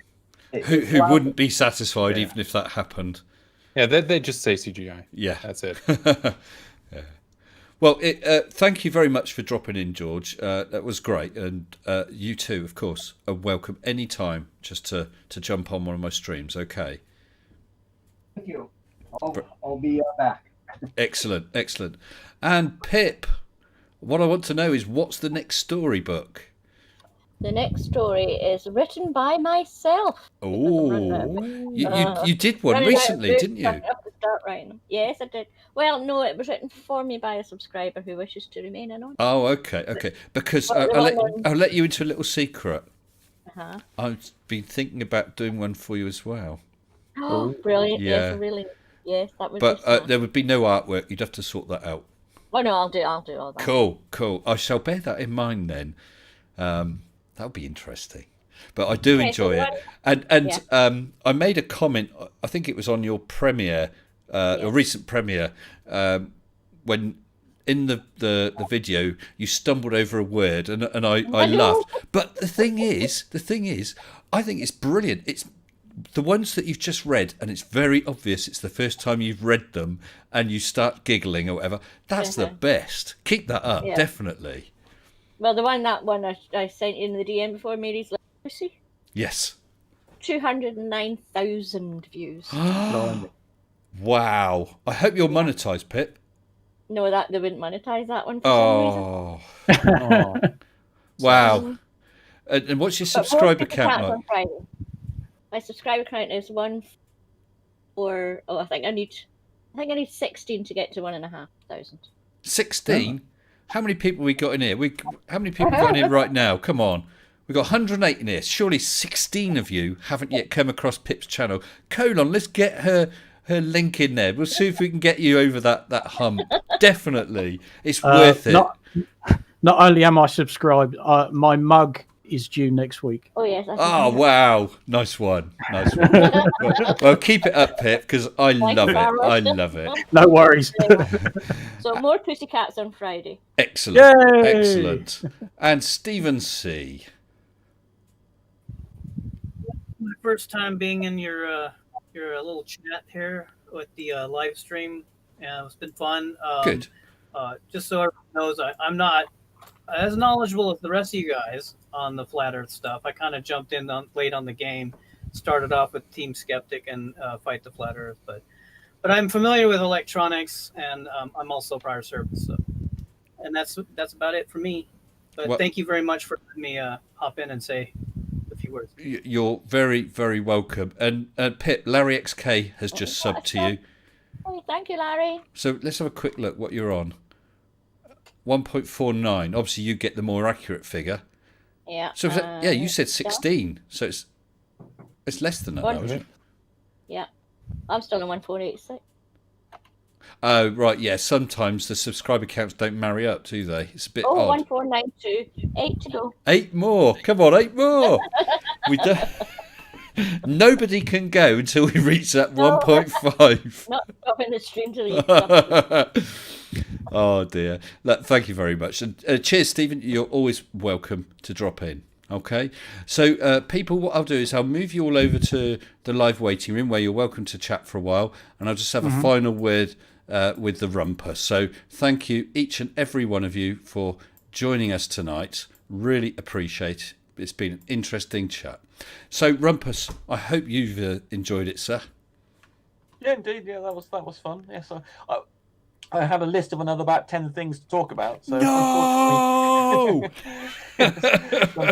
So yeah, but as I mentioned at the start of this, I thought it might take a bit long to get through it all. So yeah. Well, it had but some no, material. No, it was indeed. It was enjoyable, and yeah, you're sensible, Mr. Sensible. So that's good, and you Thank you. interact well. So there we go. So Well, it's been enjoyable, and it's been good to have you on here.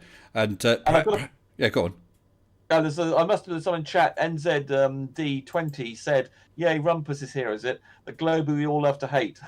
Love you, Rumpy." So I'm not quite sure. And then someone else, yes, and Huge Arse has been making some comments in the chat. What, Mr. Huge Arse? Huge Arse. Huge Arse has been quite silly in there. Well, perhaps you need to make some more videos to get these points all documented up. I do. I've got this stupidly large website now going, and I'm going to have to do about, I don't know, 20, 30 videos probably on it all. Plus, we've got ones on general relativity, weight and mass and things, explaining that. So I've got about a material, and also I've got material for about 50 videos now, and I really ought to get on and do them. Well, it's going to keep you busy by the sound of it. So let's have a final check, see if we've got Pip over that one. It could take a while.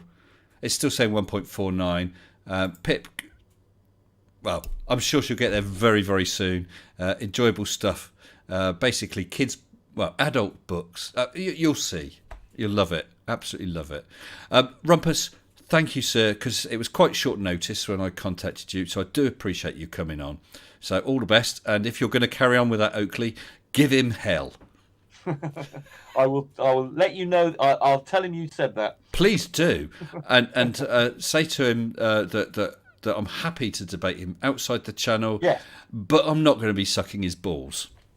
Exactly right. Cool. Exactly right. All right. Well, thanks for joining us, then, Rumpus. I'll chuck you in the live waiting room, so you're free to chat, and I'll jump in there in a minute. Okay. You take care, pal. Thank you again. Thank you. So, everybody, thanks very much for watching. All the comments, brilliant comments, for the super chats, they're very much appreciated, and of course to my amazing patrons. I've got a video. I think I've got it set to come out tomorrow night, something different. Although I might bump it to Friday, depending. And of course, Saturday night, time to be decided, but a little earlier than my usual 9 o'clock slot, I think, is myself and Conspiracy Cats, each streaming on our channels, the same stream, and interacting between commenters on both streams, jumping both ways, when we're going to try kicking Quantum Eraser's butt. Should be fun. Hope you'll join us. Until next time, stay sensible.